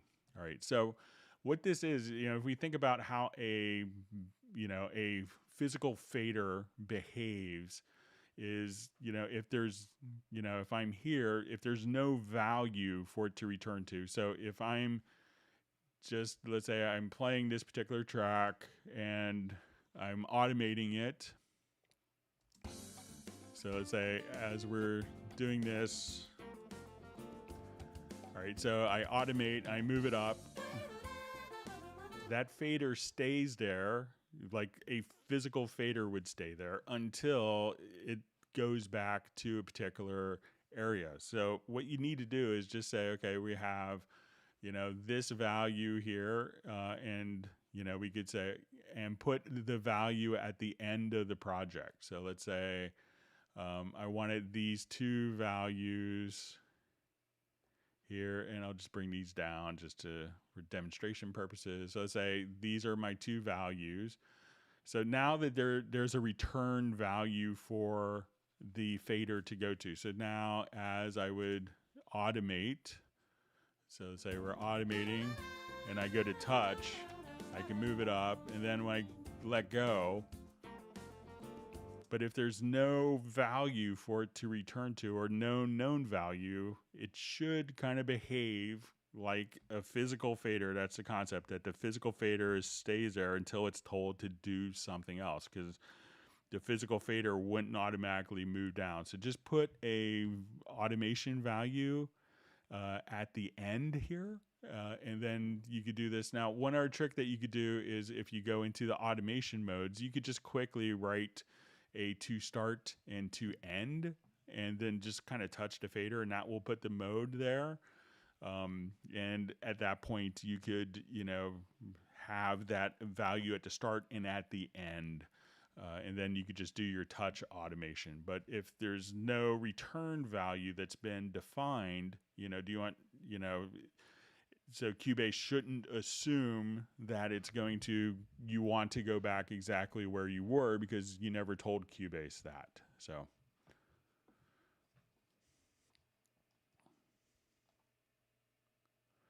All right, so we had a question. Hi, Greg. Is using constrained delay compensation the same as freezing a track, which I had in Cubase 6.5? So the constrained delay compensation is this function that we see here. So freezing a track would basically take all of the processing. So let's say we had a number of effects and, inserts going on. So let's say, okay, we're here, we have our reverb and we have a number of different processing going on. So what freezing does is it takes the sound of all of the processing and writes that or embeds it into the audio file so that it's playing back an audio file and it's not playing back through a lot of and taking CPU cycles to actually play additional CPU cycles to generate the processing. What the constrained delay compensation does is the constrained delay compensation allows you to, bypass plugins that could be causing latency during tracking sessions. So if I wanted to go to, let's say, the mix console and we have a lot of plugins on our master fader here, such as, multi-band compressors like we showed earlier, good examples. So now you notice that as I add plugins, that these plugins will have a lot of latency. So what this will do is basically bypass plugins that have a lot of latency so that when you're recording, that you could not have that additional delay imposed by the processing time of those plugins.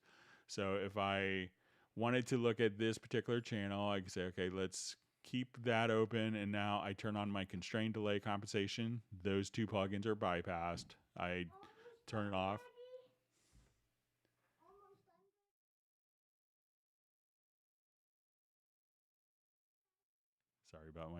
Sorry about my son there. All right. So let's go back to our live questions. Thanks for all the great questions.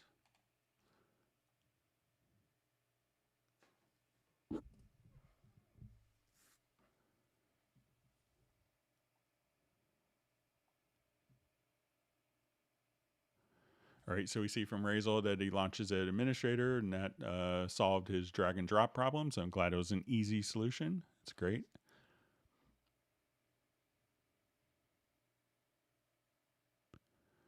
Okay, so I see from Fred Robinson as comments are disappearing. So, but I saw that one. So.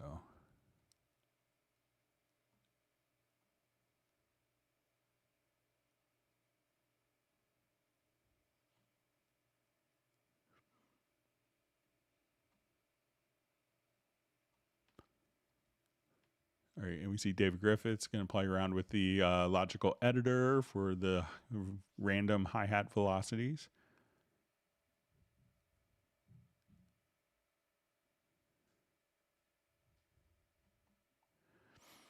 All right, so I just see Cubase versus Studio One. So, I think Cubase is cool because we do these things and we probably have a lot more features. But I'm sure the folks at Studio One, I have some friends that work there, so they're nice folks. But I think if you wanted to see, stuff that's happening, I think Steinberg has always been the company that's really kind of defined feature sets for other people to follow.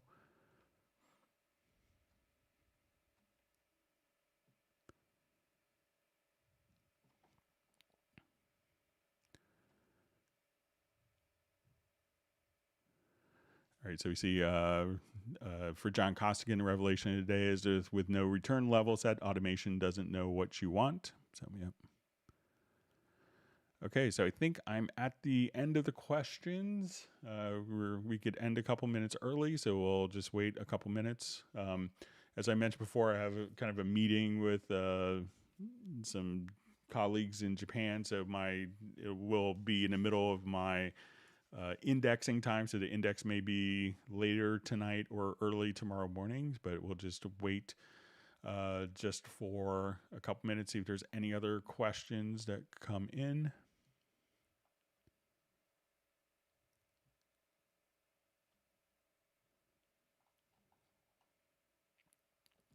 And if not, we'll wrap up.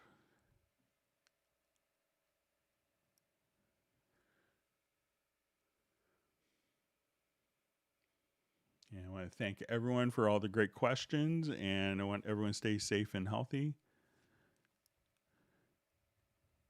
All right, so I see, I saw that Fred just said that, I see Greg can't see my question, weird. So let me know if you want to type your question in again. I would try to get to it. Seeing if I'm just going back.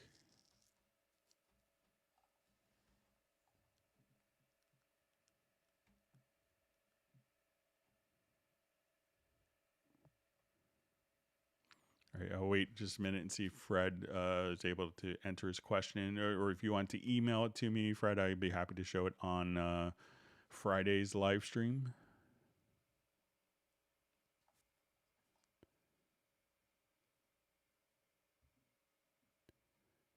I'll wait just another couple.